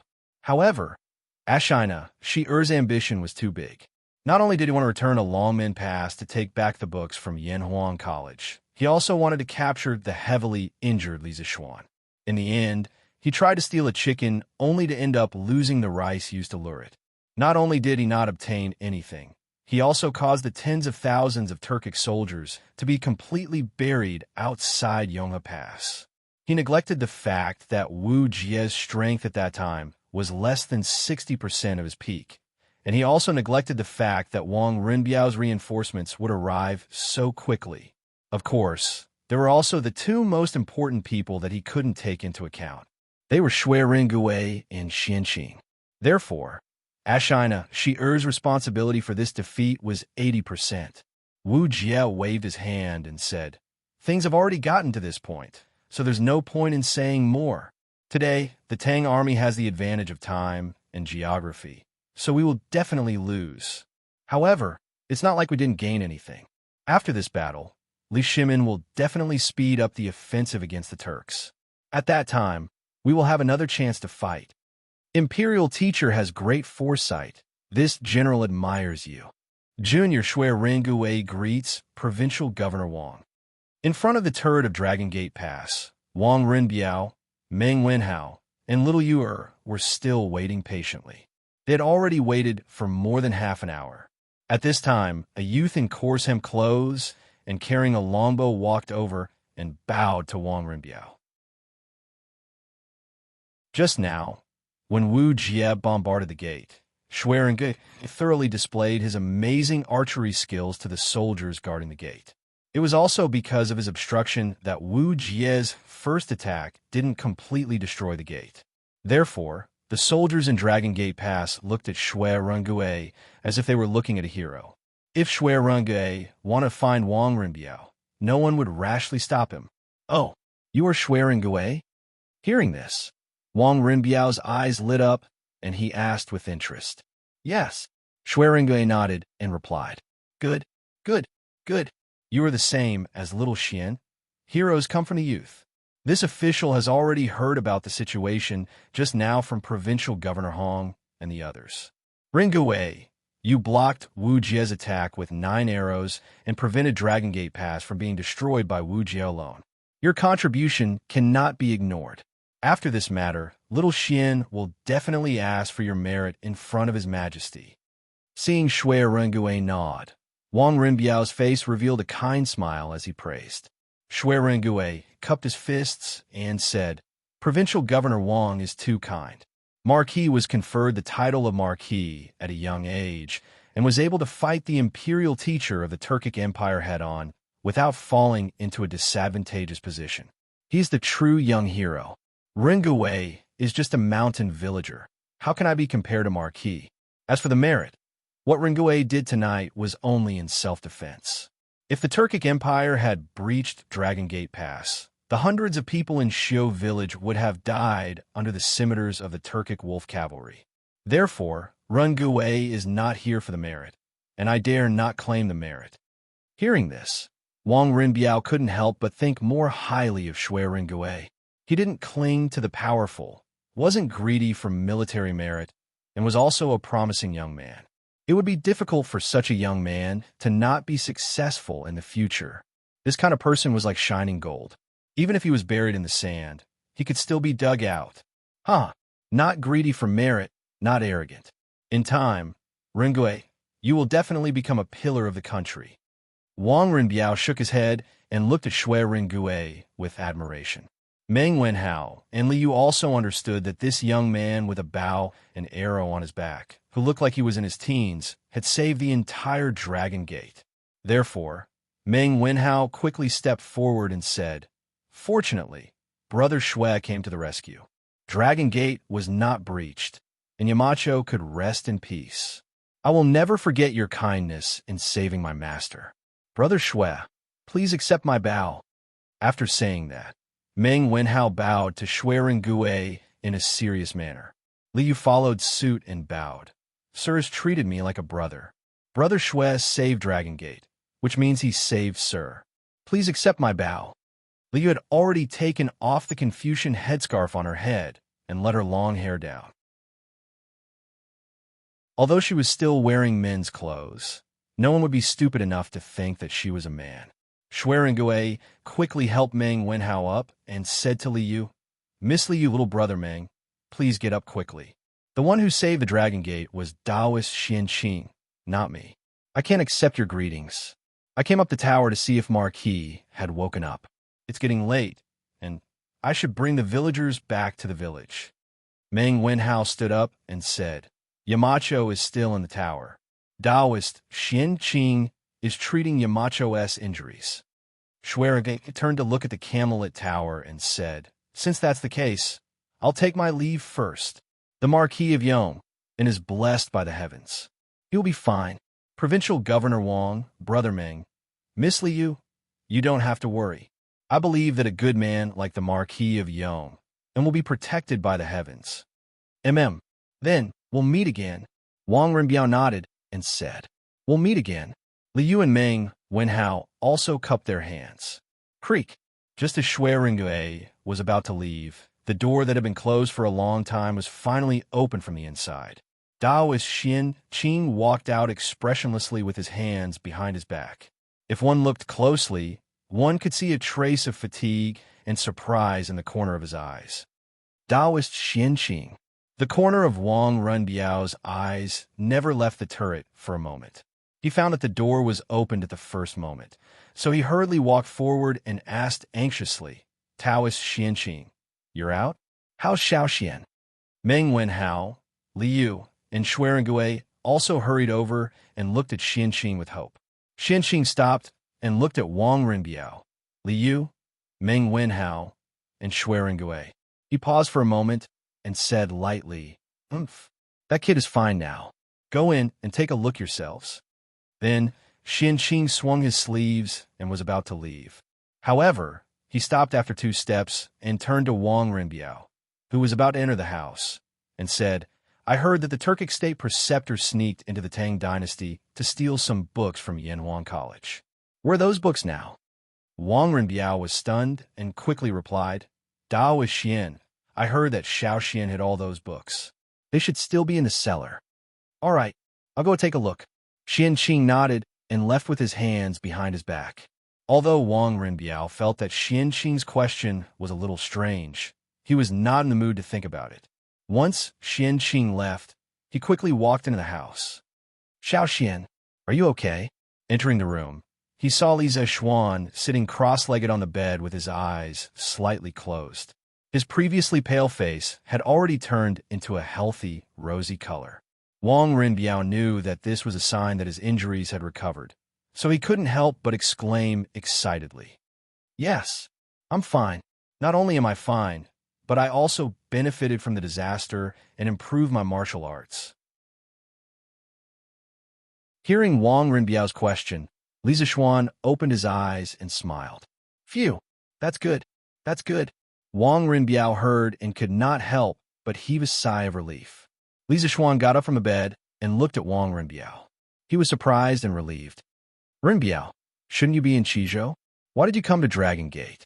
Wang Renbiao replied with a smile. "Wu Jie snuck into the academy to steal the books, so the emperor issued a notice that Wu Jie was wanted throughout the country. By the afternoon, the notice had already reached Qizhou. After dinner, I heard that the Yinmen Pass had been breached.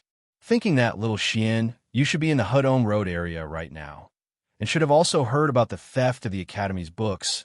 It was very likely that you would be organizing troops in Hudong Road to intercept Wu Jie and guard against the invasion of the Turkic army. When I arrived in Puzhou, I heard that you had encountered Wu Jie at Dragon Gate and a big battle broke out.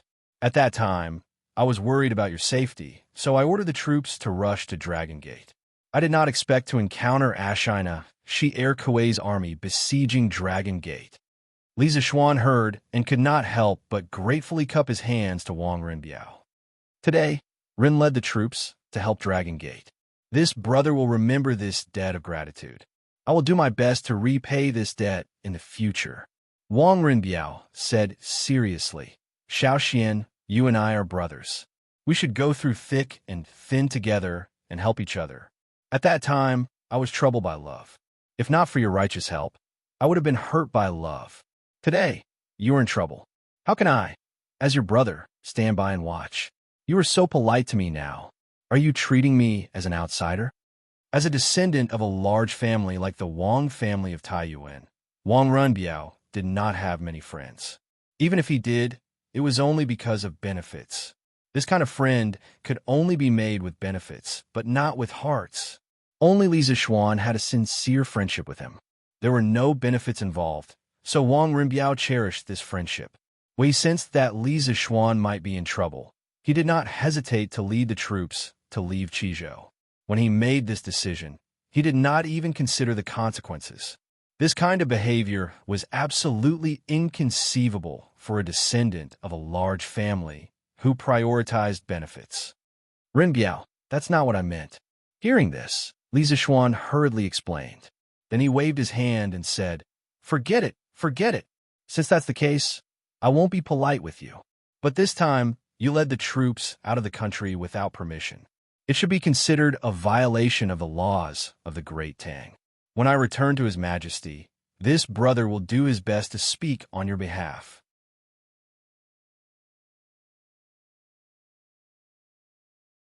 Chapter 1556. Wenhao, little you why did you two come to Dragon Gate? After talking to Wang Renbiao, Li Zishuan finally looked at Meng, Wenhao, and Li Yu. To be honest, he was a little surprised to see these two little guys. Meng Wenhao stepped forward and replied, Yamacho, His Majesty was furious when he learned that the books of the Academy were stolen. He ordered General Qin, General Cheng, and General Yuqi to lead 10,000 light cavalry to chase after Wu Jie. In order to keep in touch with you in Chang and City, His Majesty allowed General Qin and the others to carry a telegraph, but no one in the army knew how to use it. Later, General Cheng chose me, so I came with the army. Li Zishuan nodded, then looked at Li Yu and asked, Little Yu, what about you? You're just a weak girl. You didn't come with the army, right? Sir, little Yu opened her mouth and looked embarrassed. In front of so many people, she couldn't say that she came here to look for Wu Jie. Could she? If she really said that, she didn't know how many strange looks she would receive. Yamacho, little Yu didn't come with the army. She came here by herself. She was worried about your safety and wanted to see you in person. Seeing Li Yu's embarrassed face, Meng Wenhao, who knew the inside story, quickly explained. Li Zishuan's eyes flashed, and he nodded thoughtfully. Little Yu, thank you for your concern. Sir, it's good that you're okay. Li Yu's expression was unnatural, and she quickly replied. Li Zishuan then turned his eyes to Shui Rengue, and he said in surprise, Rengue, why are you here? During the day, he had bumped into Shui Rengue in the mountains, and the two of them had hit it off. He had also extended an olive branch to Shui Rengue. However, Shui Rengue had no intention of joining the army, and he had an arrogant personality. He did not want to climb up the social ladder, so he did not force him. But he didn't expect to meet Shui Rengue so soon. Rengue greets Marquis. Shui Rengue first cupped his fist and bowed to Li Zishuan. Then he began to explain. Around midnight, someone in the village saw a fire in the direction of Longmen Pass. They heard from me that you, Marquis, were also at Longmen Pass, so they wanted to come and help. My speed was fast, and I was one step ahead. The young men of the village followed behind me. When I arrived at Longmen Pass, I happened to see the Tuju estate preceptor bombarding the city gate. Thus, I followed Adjunct Fong to defend the city. At this time, Wang Renbiao couldn't help but interject with a smile. Little Xian, you don't know, but Rengue relied on his superb archery skills to block Wu Jie's first attack on the city wall and forcibly destroyed 30% of Wu Jie's first attack. If it wasn't for him, I reckon the Longmen Pass wouldn't have lasted until Taoist Master Xian Qing and the Qizhou army arrived. Shui Rengue hurriedly replied, Governor Wang, you flatter me. I just happen to possess brute strength. Li Zishuan smiled knowingly and said, Ha ha, Rengue, you don't have to be humble. Your archery skills can definitely be ranked in the top 3 among all the people I know. This time, it's all thanks to your help in defending Longmen Pass. When we return to Chang, and I will ask for a reward for you." Shui Ringgui hurriedly waved his hand and said, "Marquis, I didn't do anything, and I don't dare to be greedy for it." Ringui's actions are not only defending Longmen Pass, but also protecting hundreds of lives in Xiu Village. Seeing Shui Ringui's sincere face, Li Zishuan sighed with pity and said, "Fine. Since Ringui insists, I won't force you. If you change your mind in the future, feel free to tell me." Shui nodded and said, "Marquis, it's getting late. Ringui will take his leave now and bring the villagers back to the village." Li Zishuan thought for a while and said, "The villagers didn't care about the danger and came to Longmen Pass to help. I'm very touched. I'll also go and say goodbye to the villagers and thank them." In the face of the ferocious and brutal Turkic wolf cavalry, these powerless villagers actually dared to pick up weapons and come to Longmen Pass to participate in the defense of the city. How could Li Zishuan not be moved? The human heart was made of flesh. Shui Ringui hurriedly cupped his fists and said, "Marquis, you're too kind. If it wasn't for your Sky Rooster Brigade, all the crops in Longmen County would have been eaten by the locusts.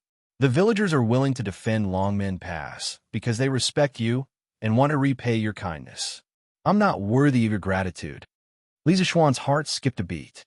Only then did he remember that the Sky Rooster Brigade led by Li Ku had indeed passed through Jiangzhou in the marching route that he had drawn up for the Sky Rooster Brigade.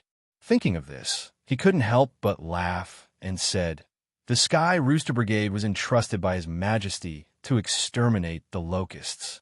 They didn't just exterminate the locusts in Jiangzhou. The villagers are willing to risk their lives for me because of this. I have to accept this kindness no matter what. Ringui, quick, lead the way." Shui Ringui saw that he couldn't refuse and could only nod and say, "All right. Marquis, follow me." The two of them walked out of the turret one after the other. Wang Rinbiao, Li Yu, and Meng Wenhao looked at each other and followed them.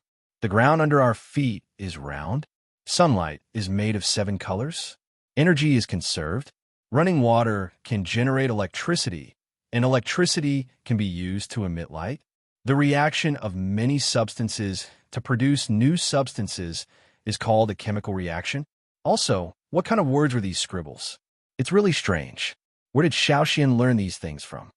In a turret on the east side of Longmen Pass, Xianqing flipped through the books on the table and couldn't help muttering to himself. These books were the top-secret information of Yanhuang College that Li Zishuan had snatched from Wu Jie. There were drawings, plans for the trump card project, some teaching materials, and some key parameters of important projects. These things were previously placed in the cellar with Li Zishuan. However, Xianqing was a clean freak. He disliked the dirty, messy, and poor environment of the cellar. So he asked Hong Wenxing to send people to move all the books in the cellar to the east side of the turret. However, after seeing the contents of the information, Xianqing's heart was suddenly filled with doubts. He had never heard of the knowledge involved in these books before, and he was very sure that Spiritual Master Ling Su didn't know these things. Spiritual Master Ling Su came and went without a trace. Not many people had contact with him, but Xianqing was definitely one of the few people who had contact with Spiritual Master Ling Su the most. Therefore, after seeing the contents of these books, Xianqing was even more certain that there was a problem with Li Zishuan in front of him. Xianqing couldn't help but recall the conversation that Li Zishuan had when he just woke up in the room. "You brat, it's time to wake up, right?" "Oh, it's Junior Uncle." Li Zishuan greets Junior Uncle. "Do you still remember me, your Junior Uncle? Do you still remember your sect?" "I'm afraid, although I went down the mountain to help the world, I didn't forget my identity at all times.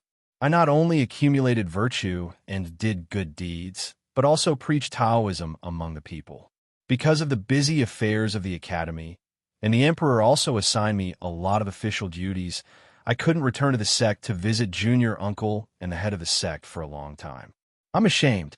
You still have some conscience. But the one you should visit the most is your master. Senior brother has no children. He not only treats you as a disciple, but also as his own child. He gave everything to you. You can't be ungrateful. Junior uncle, you're right. When this matter is over, I will personally go to Mount Longhu and kowtow in front of Master's tomb to apologize. Little Xian, let me ask you.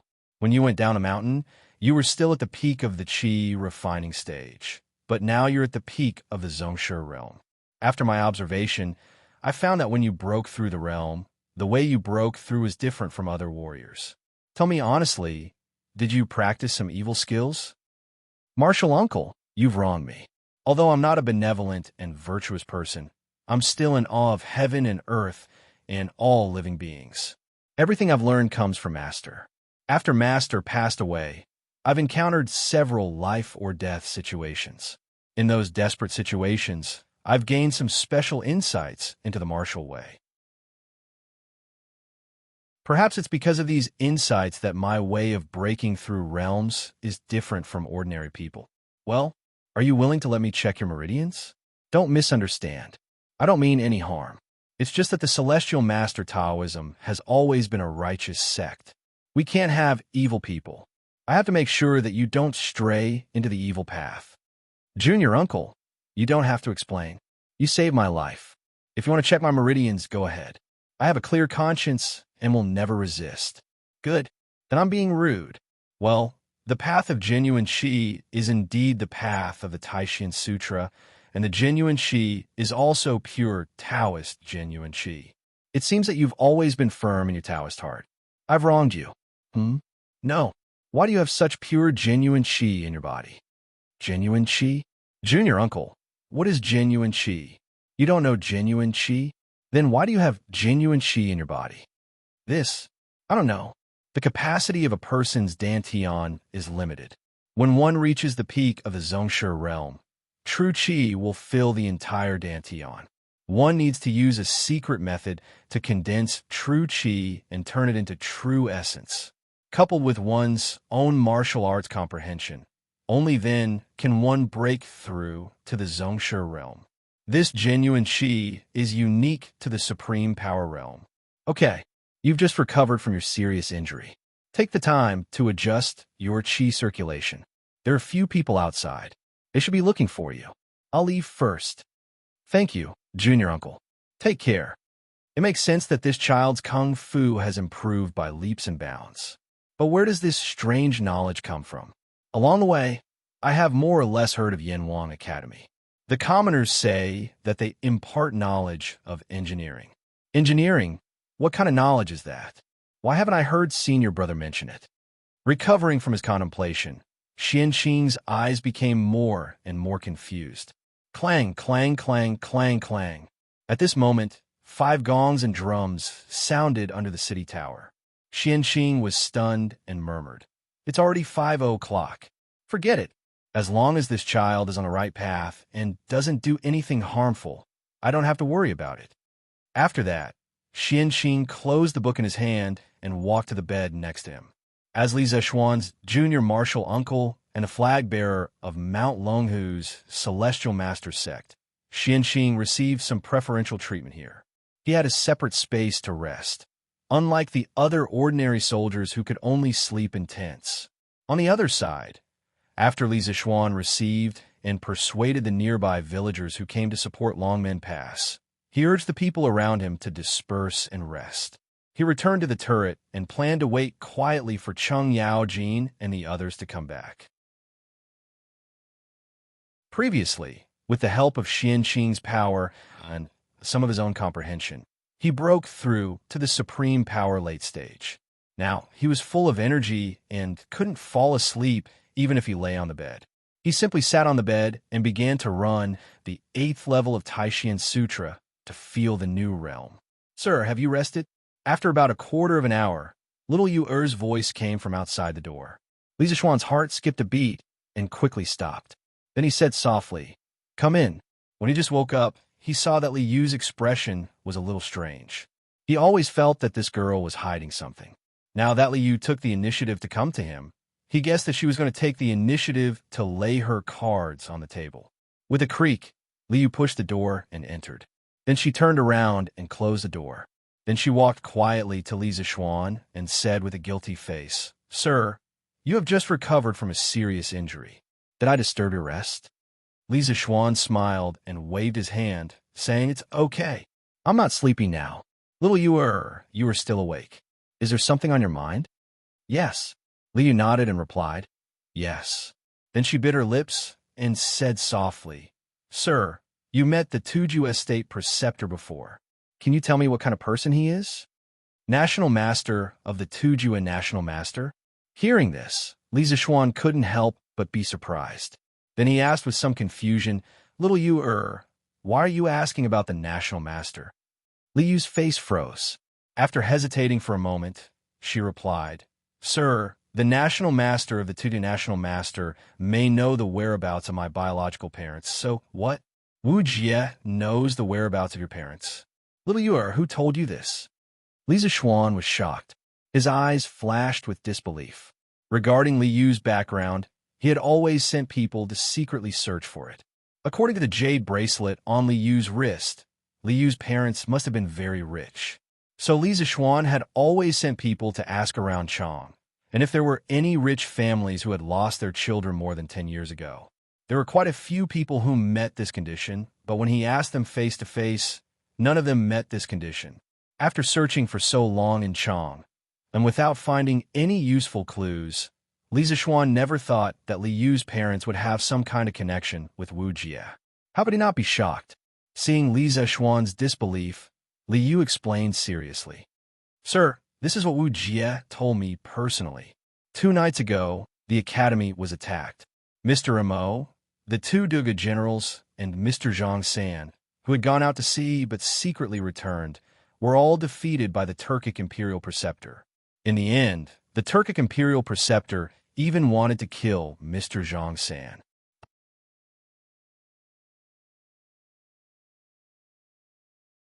Chapter 1557. Is there such a strange thing?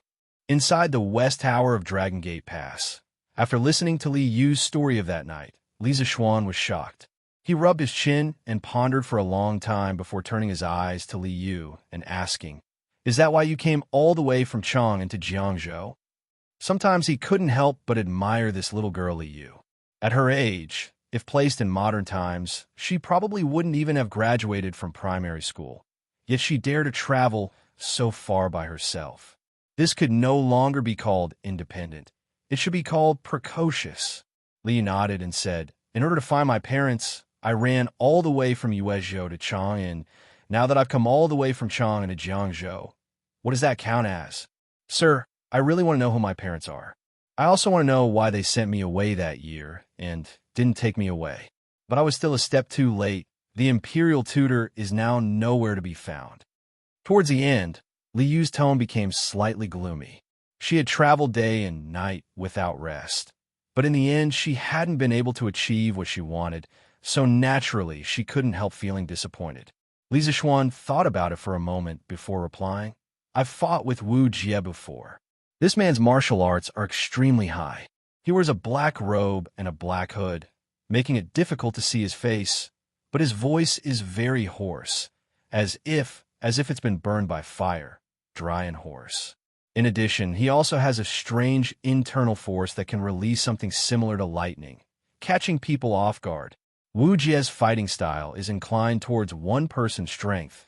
He doesn't like to beat around the bush, relying on his moves and personality. Wu Jie may also be the kind of person who doesn't like trouble, decisive, and unstoppable. He really has the qualifications to be one of the world's top masters. However, I don't know much about Wu Jie's background. Master rarely mentioned him before his death. Perhaps you can ask my little martial uncle tomorrow. He should know." Recalling Xian Qing's previous interrogation, Li Zishuan couldn't help feeling a little scared. So, regarding Wu Jie, he didn't intend to ask Xian Qing himself. Wouldn't that be walking right into a trap? It was better for little Fishy to ask him herself. In the end, Li Zishuan was still worried that Xian Qing would find out that he was a fake. After all, he used to do many things under the banner of spiritual spirit Su, and Xianqing had always had a good relationship with spiritual spirit Su. If Xianqing investigated seriously, he would definitely find clues from many things. Yes, good. I'll ask Taoist Xianqing tomorrow. Li didn't think much about it, and just nodded. Then she suddenly said, Yamacho, General Qin is leading the army to chase after the imperial teacher. Do you think Wu Jie? Although he didn't finish his sentence, the gist of it was obvious. Li Zishuan frowned, paused for a moment, and then said, I heard from Ren Biao that it's not just Uncle Qin and Uncle Chung who are pursuing us from behind. To the north, there are also soldiers from Yinzhou, Shuazhou, Daizhou, and Yuzhou who are intercepting us. There are at least 60,000 of them, and the Turkic army has already been defeated at Longmen Pass, so their momentum is no longer there. In the face of these 60,000 soldiers, their defeat is certain. However, Wu Jie and Ashina Shirchu are both martial experts. If they escape with all their strength and pave the way for them with the lives of the Turkic soldiers, it will be difficult for Uncle Qin to catch them. Hearing this, Liu secretly breathed a sigh of relief. Li Zishuan looked at Liu's face and asked, Little fishy, do you want Wu Jie to die? Or do you want him to live? Under Li Zishuan's gaze, a trace of panic flashed in Liu's eyes. She opened her mouth and said nervously, Of course I want him to die. I'm a Tang, and he's a Turkic. He killed so many Tang people, of course I want him to die. But before he dies, I want to hear the whereabouts of my father and mother from him. Li Zishuan nodded, then turned around and stood with his hands behind his back. That's good. Little fishy, no matter the situation, no matter the reason, I hope you remember that you are a Tang. You can never do anything to harm the Tang Empire, or I will never forgive you. The reason why Li Zishuan said this was mainly because he thought of a very frightening possibility. That Liu's parents were Turkic, or that Liu's father was Wu Jie. Although the possibility of this happening was slim, it didn't mean it was impossible. Moreover, even if Liu's father wasn't Wu Jie, he and Wu Jie probably had some sort of relationship. This time, for Liu, this was a rather big personal test. To choose between righteousness and personal feelings. To be honest, no matter who it was, this was a difficult choice to make. Li Zishuan's voice fell, and at this time, a loud noise came from outside the house. Li Zishuan's expression changed, and he listened carefully for a moment before saying to Liu, The army chasing Wu Jie has returned. Let's go and see. Liu's expression changed, but after a moment, she nodded and replied, In. The two of them left the house and went straight down to the gate tower. They saw that the gate tower was already brightly lit, with torches everywhere. Qin Xiong, Cheng Yaojin, Yuqi Jingde, Hong Wenxing, Wang Renbiao, and the others were standing in front of the army, discussing something. Seeing this, Li Zishuan quickly walked up and cupped his fists. Uncle Qin, Uncle Cheng, Uncle Yuqi, you're back. Hey, little Xian, are you really okay? That's great. Cheng Yaojin saw that Li Zishuan's complexion was ruddy, and he didn't look like he was seriously injured at all.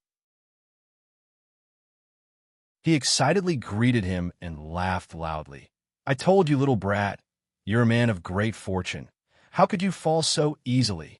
Huh, good. Qin Xiong stroked his beard, a look of relief on his face as he said, When we were in Yonghe Pass, Army Advisor Fong said that you were seriously injured by Wu Jie, and us old men were worried sick. Just now, Provincial Governor Hong said that you were rescued by Taoist Xianqing, and your injuries were healed. This old master didn't believe it, but now that I've seen you in person, this old master can finally rest assured. Being able to fight Wu Jie head-on and take away his treasures. After today, little Xian, your name will be known throughout the world.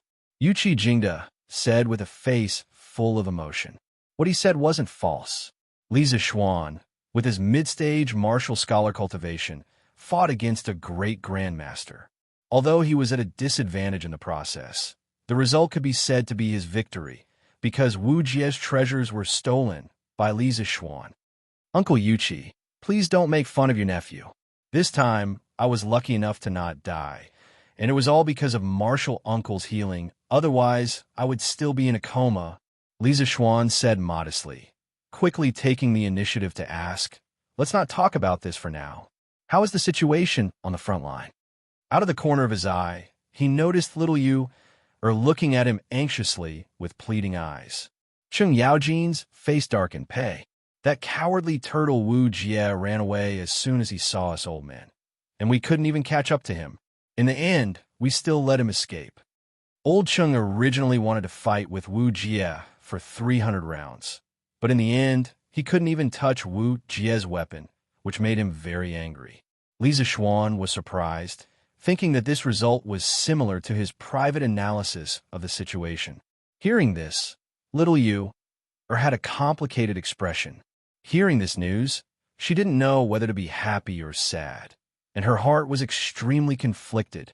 At this time, Qin Xiong added, although we didn't catch Wu Jie and Ashina Shi'er, the 40,000 elite Turkic wolf cavalry were almost wiped out by us. Only a little more than 1,000 people escaped with Wu Jie. These 30,000 wolf cavalry were the elite of the elite under Xieli's command, and they all died in the Great Tang. For Xieli, it was a great loss. Yu Qijingde frowned and said, although the Turkic wolf cavalry suffered heavy losses in this battle, we also lost many soldiers, especially the soldiers of Yunzhou, Daizhou, Yuzhou, and Shuazhou. They faced the Turkic state teacher head-on and lost more than 70% of them. Adding on the soldiers we brought from Qizhou, Bingzhou, and the capital, we lost more than 43,000 people in this battle, a heavy loss. Hearing this, Lisa Schwan was shocked, and he didn't dare to believe it. The Turkic wolf cavalry is actually so strong. Qin Xiong nodded and said, the Turkic wolf cavalry has always been unparalleled in the world, and this Turkic wolf cavalry tried their best to escort Wu Jie and Ashina Shi'er out of the encirclement, using tactics that completely put their lives on the line. This kind of Turkic wolf cavalry is even more terrifying. Lisa Schwan's mind was instantly filled with images of a tragic battlefield, and he said with a heavy expression, it's a pity for these great Tang soldiers. General Qin, should this battle report be sent to Chang'an? Meng Wenhao cupped his fists and asked. Qin Xiong pondered for a moment, then nodded and said, send it. However, at this time, King Wei and His Majesty should be resting. You could try it first. Meng Wenhao replied, yes. General Qin. After that, he turned and left, returning to his tent to send the telegram. The three Grand Dukes have traveled a long distance and fought through the night. So you should all be tired, right? This lowly official has already arranged a place for the three of you to stay. I would like to invite the three of you to take a rest. At this time, Hong Wenxing stepped forward and cupped his fists. He was the provincial governor of Jiang Province, and also the host here, so of course he had to be a good host. Lisa Schwan also reacted and quickly said, Governor Hong is right. Uncles, you have been fighting for the entire day. You haven't slept a wink. It's better that you quickly go and rest. Qin Xiong nodded and said, okay, after the soldiers are settled, we will rest. As he spoke, he turned to Hong Wenxing and said, Provincial Governor Hong, I'll have to trouble you to immediately send some military doctors over from the Jiang Province military camp. There are many injured soldiers in urgent need of treatment. Hong Wenxing hurriedly cupped his fists and said, this official obeys. I'll send someone back to Zhongping County to get military doctors. The earliest record of military doctors in China was in the Zhou Dynasty. Lu Shang, Jiangzi. Mentioned in the Sixth Tao, there were 3 alchemists who established 100 medicines to cure golden sores and 10,000 illnesses. By the Han Dynasty, military hospitals had already been established. The Book of the later Han recorded an institution called the nunnery, which was similar to a modern battlefield hospital. With the development of the era, military doctors continued to improve, and there was a professional medical institution in the Tang army, which meant that every camp had a medical examiner who would check on the condition of the injured soldiers every day to arrange for medical treatment and evacuation. Not only could the injured soldiers be treated, but their condition would also be monitored regularly. For example, The Zhejiang military camp in Jiang province definitely had a medical examiner department. Hong Wenxing accepted the order and left. Li Zishuan's eyes flashed, and he cupped his fist toward Qin Xiong and said, "Uncle Qin, I also know some medical skills. Can you get people to bring those soldiers who are seriously injured and in urgent need of treatment over, and I'll treat them first?" These injured soldiers were not only there to fight against the Turks. Some of the people from Qizhou and the people from Chang and were there to save Longmen Pass and save him. Li Zishuan had medical expertise. If he were to stand by and do nothing at this moment, his conscience would not be at ease. Hearing this, Qin Xiong could not help but worry. "Xiao Xian, you've just recovered from your injuries, so you should rest well and not overwork yourself." Cheng Yaojin also nodded and said, "Second brother Qin is right. Xiao Xian, you should rest well." Li Zishuan shook his head and refused. "Uncle Qin, Uncle Cheng, to be honest, I'm indebted to Martial Uncle for saving me. Not only have my injuries healed, but I've also luckily had a breakthrough. Right now, I'm full of energy, so you don't have to worry about my body." "What? Xiao Xian, you've broken through again?" Hearing this, Cheng Yaojin's eyes widened, and his face was filled with disbelief. Li Zishuan smiled and said, "Haha, I was just lucky." Cheng Yaojin was speechless, thinking to himself, "I also won't be as lucky as you, but unfortunately, I'm too old, and my martial arts journey will probably stop here." Qin Xiong said, "All right, since Xiao Xian's body is fine, I'll get someone to carry the injured soldiers over. Okay, your wounds need to be disinfected with alcohol, or else they will fester and hurt a little, so bear with it." "Don't worry, Marquis, I can bear with it." "Hiss! Ouch! Didn't you say you can bear with it? Why are you crying out?" "Marquis, who would have thought that it would hurt so much?" "Hiss! It's burning." "Haha, all right, let me help you bandage it first, and the military doctor will apply some medicine for your wounds later." "Thank you, Marquis." Marquis, can you let me have a taste of that alcohol in your hand? It smells so good. Go and rest. Did you not have enough pain just now?" In a large tent in front of the Longmen Pass, Li Zishuan carried a simple medical kit and shuttled through the tents for the wounded. Most of the wounded soldiers suffered from knife wounds, so their wounds had to be disinfected. Otherwise, in this weather, the wounds would definitely fester and get infected. This was also why there weren't many ancient soldiers who died on the battlefield. Most of them died from festering wounds after the battle.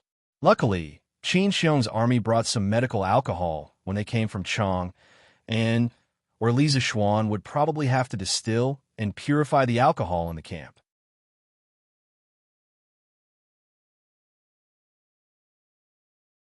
Chapter 1558. Last year, when Li Zishuan had just come up with medical alcohol, Li Jing, who had learned that it could prevent wounds from festering, had requested Li Er to equip the army with this type of medical alcohol. At that time, when there was a shortage of alcohol and food, Li Zishuan had still provided the imperial court with a few hundred caddies of medical alcohol. Later on, when the imperial court implemented the policy of exchanging food from the south, the Tang Empire suddenly experienced a period of food overflow. Li Zishuan also took the opportunity to purchase a large amount of food, filling up the newly built granaries at home. When the granaries were full, he used all the food he purchased to make wine. On one hand, it greatly increased the production of the two popular wines, Immortal Drunken Wine and Gentle Fragrance. On the other hand, he had also provided the imperial court with a large amount of medical alcohol. Therefore, this thing had now become the standard issue for the 12 guards of Chang'an. Every time the army went to war, they would more or less carry some. However, due to the limited production, medical alcohol had not yet been popularized in the Zhejiang prefecture's barracks. At this moment, Li Zishuan was carrying some medical alcohol, boiled white cloth, and some simple medicine as he shuttled between the various tents. At first, when the heavily injured soldiers heard that Li Zishuan was coming over to treat their wounds, they were more or less a little frightened or flattered. After all, Li Zishuan was a marquis, and they were just ordinary soldiers. However, after the initial uneasy contact, the injured soldiers found that Li Zishuan was not difficult to get along with at all. Not only did he talk and laugh with them, sometimes he even chatted with them and made vulgar remarks. He was not at all like the talented Yamacho from Yanhuang College, nor was he like the high and mighty Marquis Yangon of the Tang Empire. However, it was precisely because of this that the soldiers felt that Li Zishuan was more amiable, more like a brother who had gone through fire and water with him on the battlefield. Therefore, as Li Zishuan walked over, not only did he hear the miserable cries of the soldiers who had been touched in their wounds, but he also heard a lot of laughter, beating, and cursing. The austere atmosphere of the two armies a few hours ago was instantly replaced by this faint warmth. And all of this was seen by one person. The Tao of medicine is benevolent. Little Xian is now a marquis, yet he is willing to mix with these low-level soldiers. It can be seen that this child's heart is not bad at all. Since that is the case, what else can this poor Taoist not let go of? Everyone in this world has some secrets that belong to them. It is not in my Tao heart to get to the bottom of everything. Let's just watch him soar in this world. On the turret of the city wall, Xian Qing, who had long been awakened by the commotion outside, stood by the window and watched as Li Zishuan shuttled back and forth between the various tents, talking and laughing with the wounded. Xian Qing's gaze was complicated as he lamented. After saying this, Xian Qing suddenly felt relaxed. It was a kind of freedom and relief from letting go of obsession. It was the ultimate state that the people of Taoism pursued, Tao nature. Chang'an City, Imperial Palace, Sweet Dew Hall. Although there was still more than 2 hours before dawn, the place was still brightly lit. Li Er and Li Tai both had a pair of dark circles under their eyes and looked tired. However, the father and son did not intend to go back to sleep. They were waiting for news from the front line. Previous signs indicated that the northern part of the Tang Empire was experiencing a very fierce battle tonight, and the cause of all this was Li Zishuan and the top-secret information of Yanhuang College. However, the problem was that they had been unable to contact Li Zishuan before. They could only speculate that there would be a fierce battle at Longmen Pass tonight from the telegram sent back by Meng Wenhao. One of the father and son was worried about the battle at the front line, while the other was worried about the safety of the Yamacho. Neither of them was willing to rest before they got the exact news. Speaking of which, although the telegraph increased the speed of information transmission, at the same time, it also increased the urgency of people's anticipation of information. If they were still using the manual transmission method in the past, Li Er and Li Tai would definitely not be foolishly waiting for news from the front line without sleeping.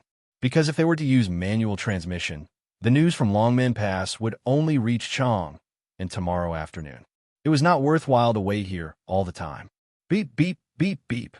Suddenly, the telegraph that had been silent for a long time suddenly let out a series of dee-dee-dee sounds. This sound was simply incomparably pleasing to Li Tai's ears.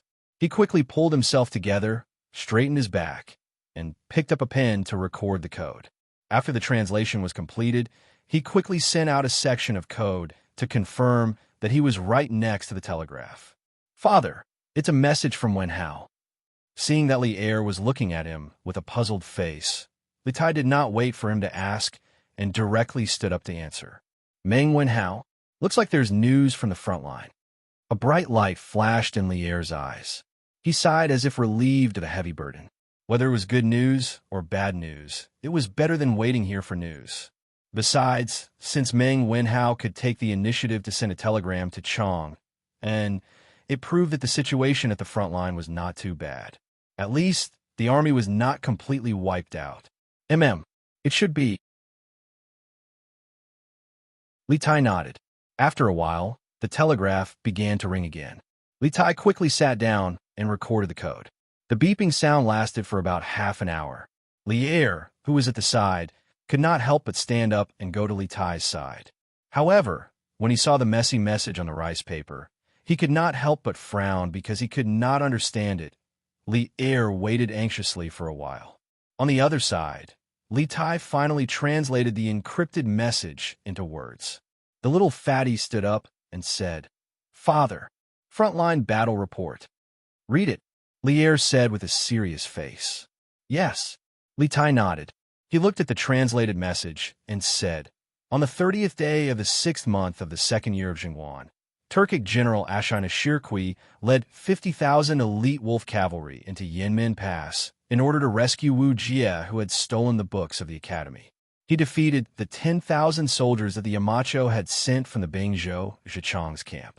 Then, he marched straight in and broke through Yonghe Pass and Medu Pass. Wu Jie carried the top-secret information of Yanhuan College and tried to pass through Longmen Pass. The Yamacho had already stationed 10,000 soldiers at Longmen Pass. Then, in order to contain Wu Jie, the Yamacho fought alone. Although he did his best, he was unable to stop Wu Jie. However, he managed to snatch back the information of the academy, but the Yamacho was also seriously injured. After Wu Jie escaped, he met up with Ashina Shirqi at Medu Pass. Ashina Shirqi was not satisfied with the current harvest and followed Wu Jie back to Longmen Pass. Wu Jie's martial strength was outstanding. Without the Yamacho's restraint, he relied on his superior martial strength to break through the city gates. Longmen Pass was about to fall into the hands of the enemy. At the crucial moment, a master archer named Shui Ringue from Longmen County managed to delay Wu Jie for a moment. Then, Daoist Xianqing from Mount Longhu suddenly appeared and completely blocked Wu Jie's attack. After that, Wang Renbiao, the provincial governor of Qizhou, led 30,000 soldiers to reinforce them. Generals Qin, Cheng, and Yuqi also led 10,000 light cavalry to arrive in time. Ashina Shirchuan knew that he was no match for them and quickly retreated. Under the command of General Qin, the three forces at Longmen Pass gathered together and pursued the Turkic army.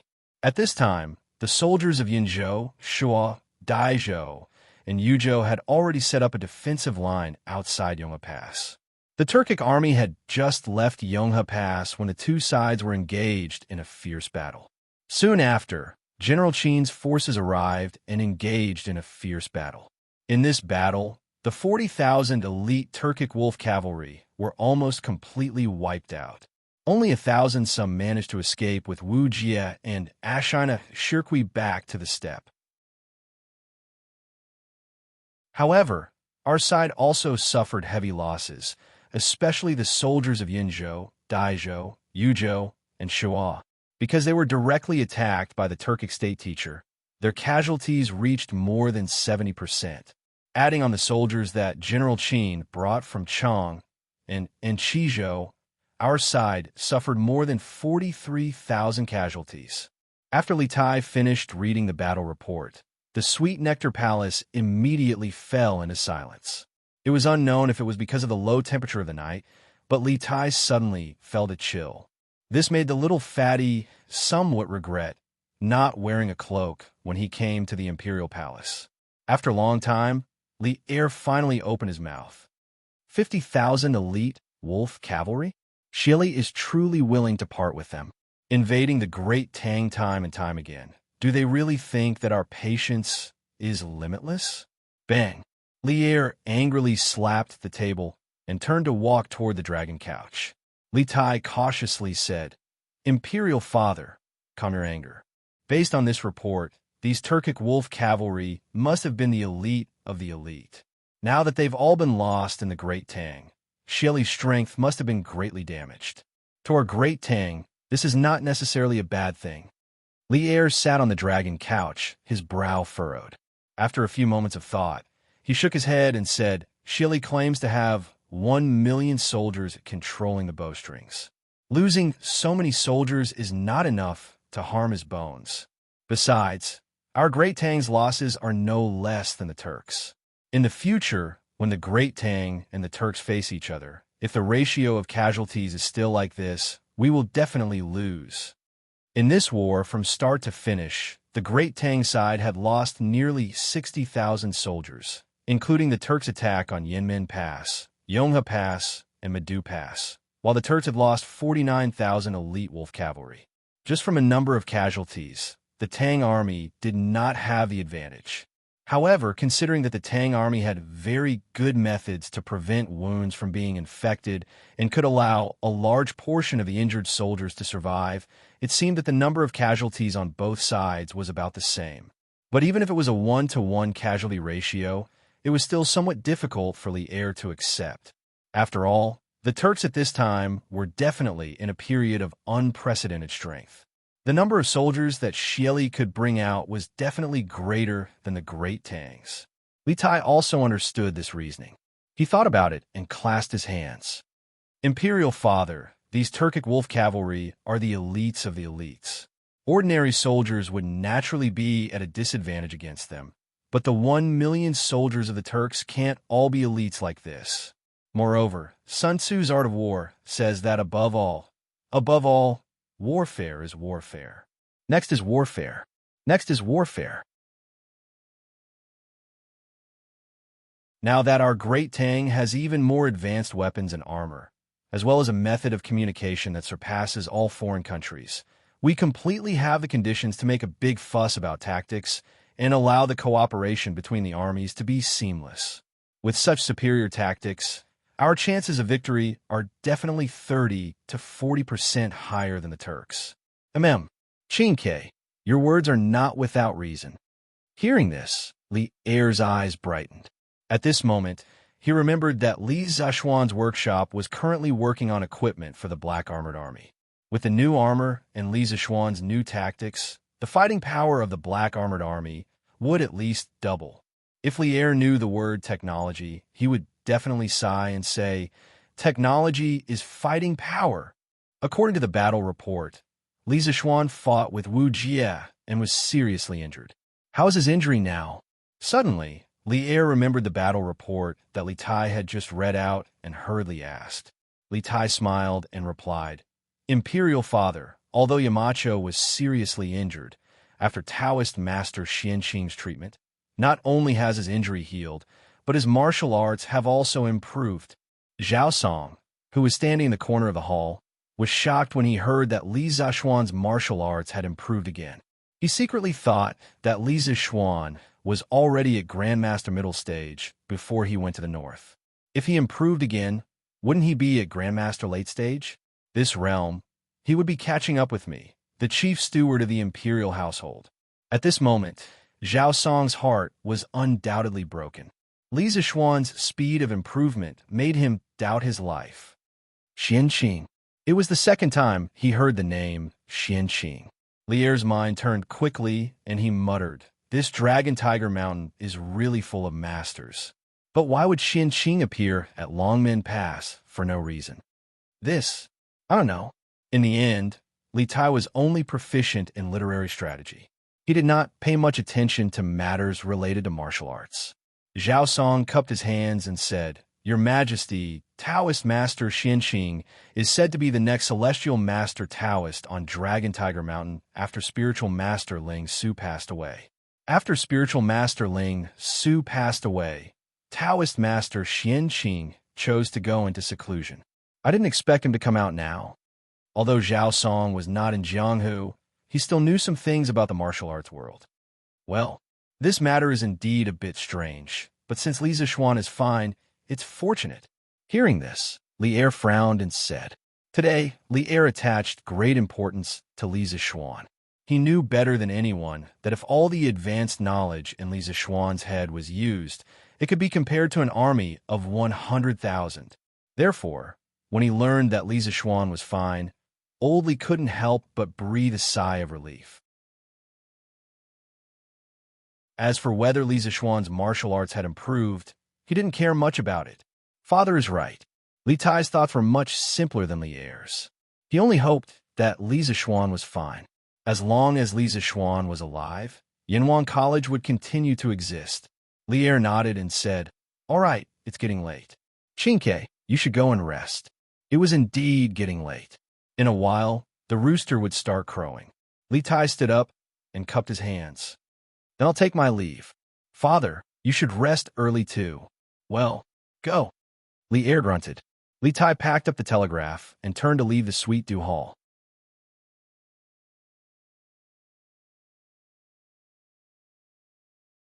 Chapter 1559. More than 2 hours ago, we received news that last night, Turkic Great General Ashina Khan led 50,000 elite wolf cavalry into the pass and routed the garrisons of Yemen Pass, Yonha Pass, and Medu Pass. Turkic state teacher Wu Jie, after stealing the Academy's secret dossier, wanted to meet up with Ashina Khan. At Longmen Pass, he engaged in a major battle with the Marquis of Yongan's army. The Marquis of Yongan fought with all his strength, and although he was no match, he left behind the Yanhuang College dossier that Wu Jie had stolen. Wu Jie fled and successfully met up with Ashina Khan at Medu Pass. Afterward, Ashina Khan and Wu Jie charged back into Longmen Pass, wanting to steal the Academy dossier. The garrisons of Longmen Pass defended with all their strength, and with the timely arrival of Xu Bao and the reinforcements of Qizhou provincial governor Wang Renbiao, they were able to push back the Turkic army. Duke Yi led his army in pursuit and joined forces with the garrisons of Yinzhou, Daizhou, Shuo, and Yuzhou to encircle the Turkic army. Ashina Khan and Wu Jie did their utmost to break out, but in the end, they only managed to escape back to the steppe with around 1,000 soldiers. The next day, no, to be more precise, it was today, after daybreak, Li Er, who had slept for more than 2 hours, once again got up to preside over the morning court. Li Er was an extremely disciplined emperor, and unless it was absolutely necessary, he would not miss the morning court. In the court, after the sovereign and his subjects had exchanged greetings, Li Er went straight to the point. The entire court was stunned by his words.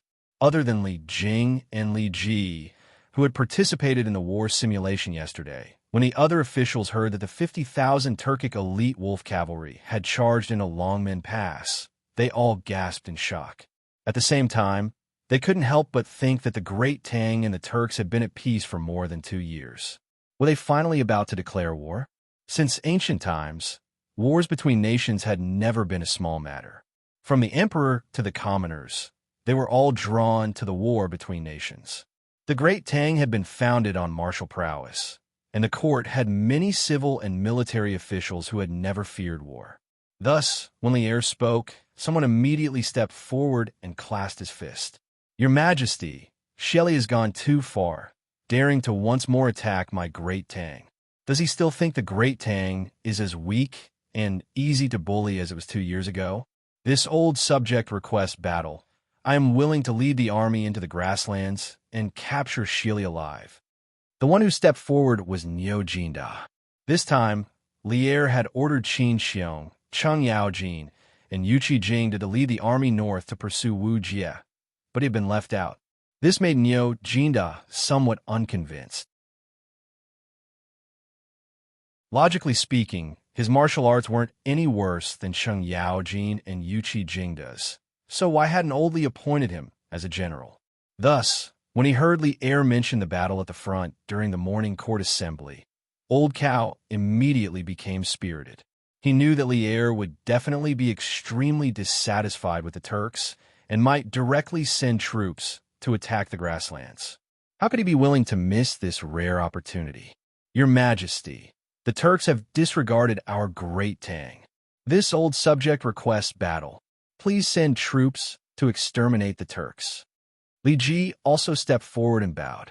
"This old subject requests for battle to exterminate the Turks." With a whoosh, all the people in the general's camp stepped forward and cupped their fists to Li Er. After the Great Tang was established, especially in the last few years, the world was at peace and there were very few wars. This highlighted the value of military merit. Now that the curtains to the war between the Great Tang and the Turks were about to begin, how could these generals sit still? They all wanted to get a share, some of the spoils, contributions in this kingdom war. With the generals like this, the civil officials did not show any weakness. The civil officials of the beginning of the Great Tang were not all pedantic scholars. Many civil officials not only knew how to ride horses and shoot arrows, some could even pick up swords and sabers and knew some martial arts. Seeing the generals express their stance, many civil officials could no longer sit still. "Your Majesty, our Great Tang has been recuperating for the last 2 years. Not only is the people's livelihood flourishing, our national treasury is also growing by the day. Now, Shelley has sent an army to invade the borders of our great Tang. This is not putting your majesty in his eyes, not putting our great Tang in his eyes. Since ancient times, if a sovereign is humiliated, a subject dies. If your majesty decides to go on a campaign against the Turks, this old subject, Wei Zheng, is willing to accompany the army. Wei Zheng took 2 steps forward and cupped his fists angrily. Even though Wei Zheng usually scolded Li Er, what was the saying again? The deeper the love, the more the blame. Even though this saying was not very appropriate for Wei Zheng and Li Er, Wei Zheng's goal in scolding Li Er was to hope that Li Er could become a sage. In the 2 years since Li Er ascended the throne, even though there were still some areas where he was lacking, he had not made any major mistakes. He was already very close to the sage in Wei Zheng's heart. Seeing that the Great Tang was getting better and better, more and more prosperous, the Turks were actually marching south and invading the Great Tang's territory. Even though Wei Zheng was only a civil official, he was also filled with patriotism. For this country, he was willing to personally go to the front lines and kill the enemy. Wei Zheng was definitely not just saying this. If there was really a need, he would immediately return home to pack his things and prepare to follow the army. The spirit of a scholar, full of vigor. This was precisely Wei Zheng's current state. At this time, there was no need to be calm. What was needed was the spirit of a scholar and the strength of patriotism. Your Majesty, Left Minister Wei is right. Now that our great Tang is strong and prosperous, our strength is no longer the same as before. Shelley sent his army to invade our great Tang's borders. This is looking down on our great Tang's prestige.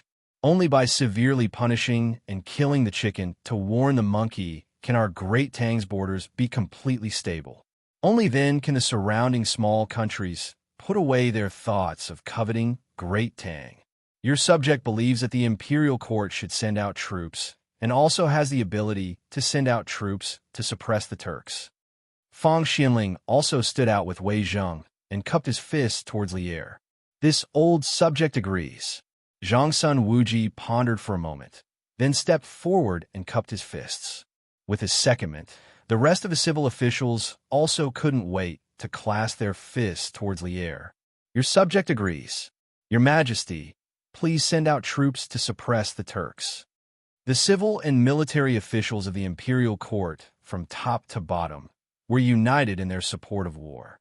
This was the Great Tang. This was the attitude of the civil and military officials of the Great Tang towards war. It was said that the Great Tang was strong and the Song was weak. This wasn't without reason. It was precisely because of the Great Tang's martial spirit that caused them to be able to stand out bravely and fight for the country when faced with a war between countries. It was unlike the Song Dynasty, where almost no one in the entire imperial court could stand out when faced with a war. Most of them were in favor of peace. They only wanted a moment of peace. Who cared if their descendants would be slaughtered by other races in the future? Good. My beloved subjects are indeed the pillars of the country. I am very comforted. Seeing that his subjects were all eager to go to war, Li Er was very happy. He laughed and said, "Now that the locust plague in the Guangzhou region has mostly been quelled, even if there are some places that haven't been quelled, the food stored in Taicang and Hanjiakang is more than enough to deal with the disaster. The 6 departments of the imperial court should be able to free up their hands and prepare for the upcoming war. For this attack on the Turks, I plan to send out 300,000 soldiers. These 300,000 soldiers will be transferred from the Chang and 12 guards. Along the way, I will recruit the elite soldiers of the various provinces to expand the army to 400,000. I want to fight with Shili on the grassland." Officials of the 6 ministries, within 3 months, they must prepare the provisions, armor, war horses, and medicine needed for an army of 300,000. Officers and soldiers of Chang, and during these 2 months, they must step up their training and must not slack off in the slightest. Zhen will enter the camp to inspect. If anyone is found slacking off in training, The officers in the camp will definitely punish them severely. 3 months later, the army will officially set out. I want to destroy the entire Turks and let the northern border of the Great Tang be completely peaceful, so that the descendants of the Great Tang will no longer be threatened by the foreign tribes in the north. Everyone's heart trembled. They did not expect that Li Er would actually plan to attack the Turks in 3 months. This was somewhat sudden, but it was also reasonable. After all, in a few more months, it would be winter, and fighting in winter would be very disadvantageous for the Great Tang army. However, at the same time, everyone's blood was boiling from Li Er's bold words. Thus, as soon as Li Er finished speaking, the civil and military officials in the imperial court bowed in unison and said, "We obey the decree." This was a massive war between two countries, the first time the two most powerful countries in the world were going against each other. Even though the Great Tang had a strong army and ample treasury, against a colossus like the Turks, they still had to go all out. The 300,000 soldiers that Li Er had spoken of was already the minimum estimate. It wasn't that he didn't want to send more soldiers, but deep in the steppe and engaging in long-range battles was an extremely arduous challenge. The more soldiers there were, the more difficult it would be to resupply. 300 to 400,000 soldiers was already the limit of what the supply line could maintain. Any more, and there would be problems with supplies. On the other hand, Li Er had to consider not only the Turks, but also the smaller countries on the Great Tang's borders. If the Great Tang mobilized its entire army, it would inevitably leave its rear empty. The smaller countries on the border like Tibet, Tuyuan, Gaochang, and Jinlan might have designs on the Great Tang and take advantage of its weakness. Thus, in Li Er's view, the most important thing in attacking the Turks was quality, not quantity. When the time came, with excellent armor and outstanding tactical command, an army of 400,000 might be able to shake the 1 million mighty soldiers of the Turks.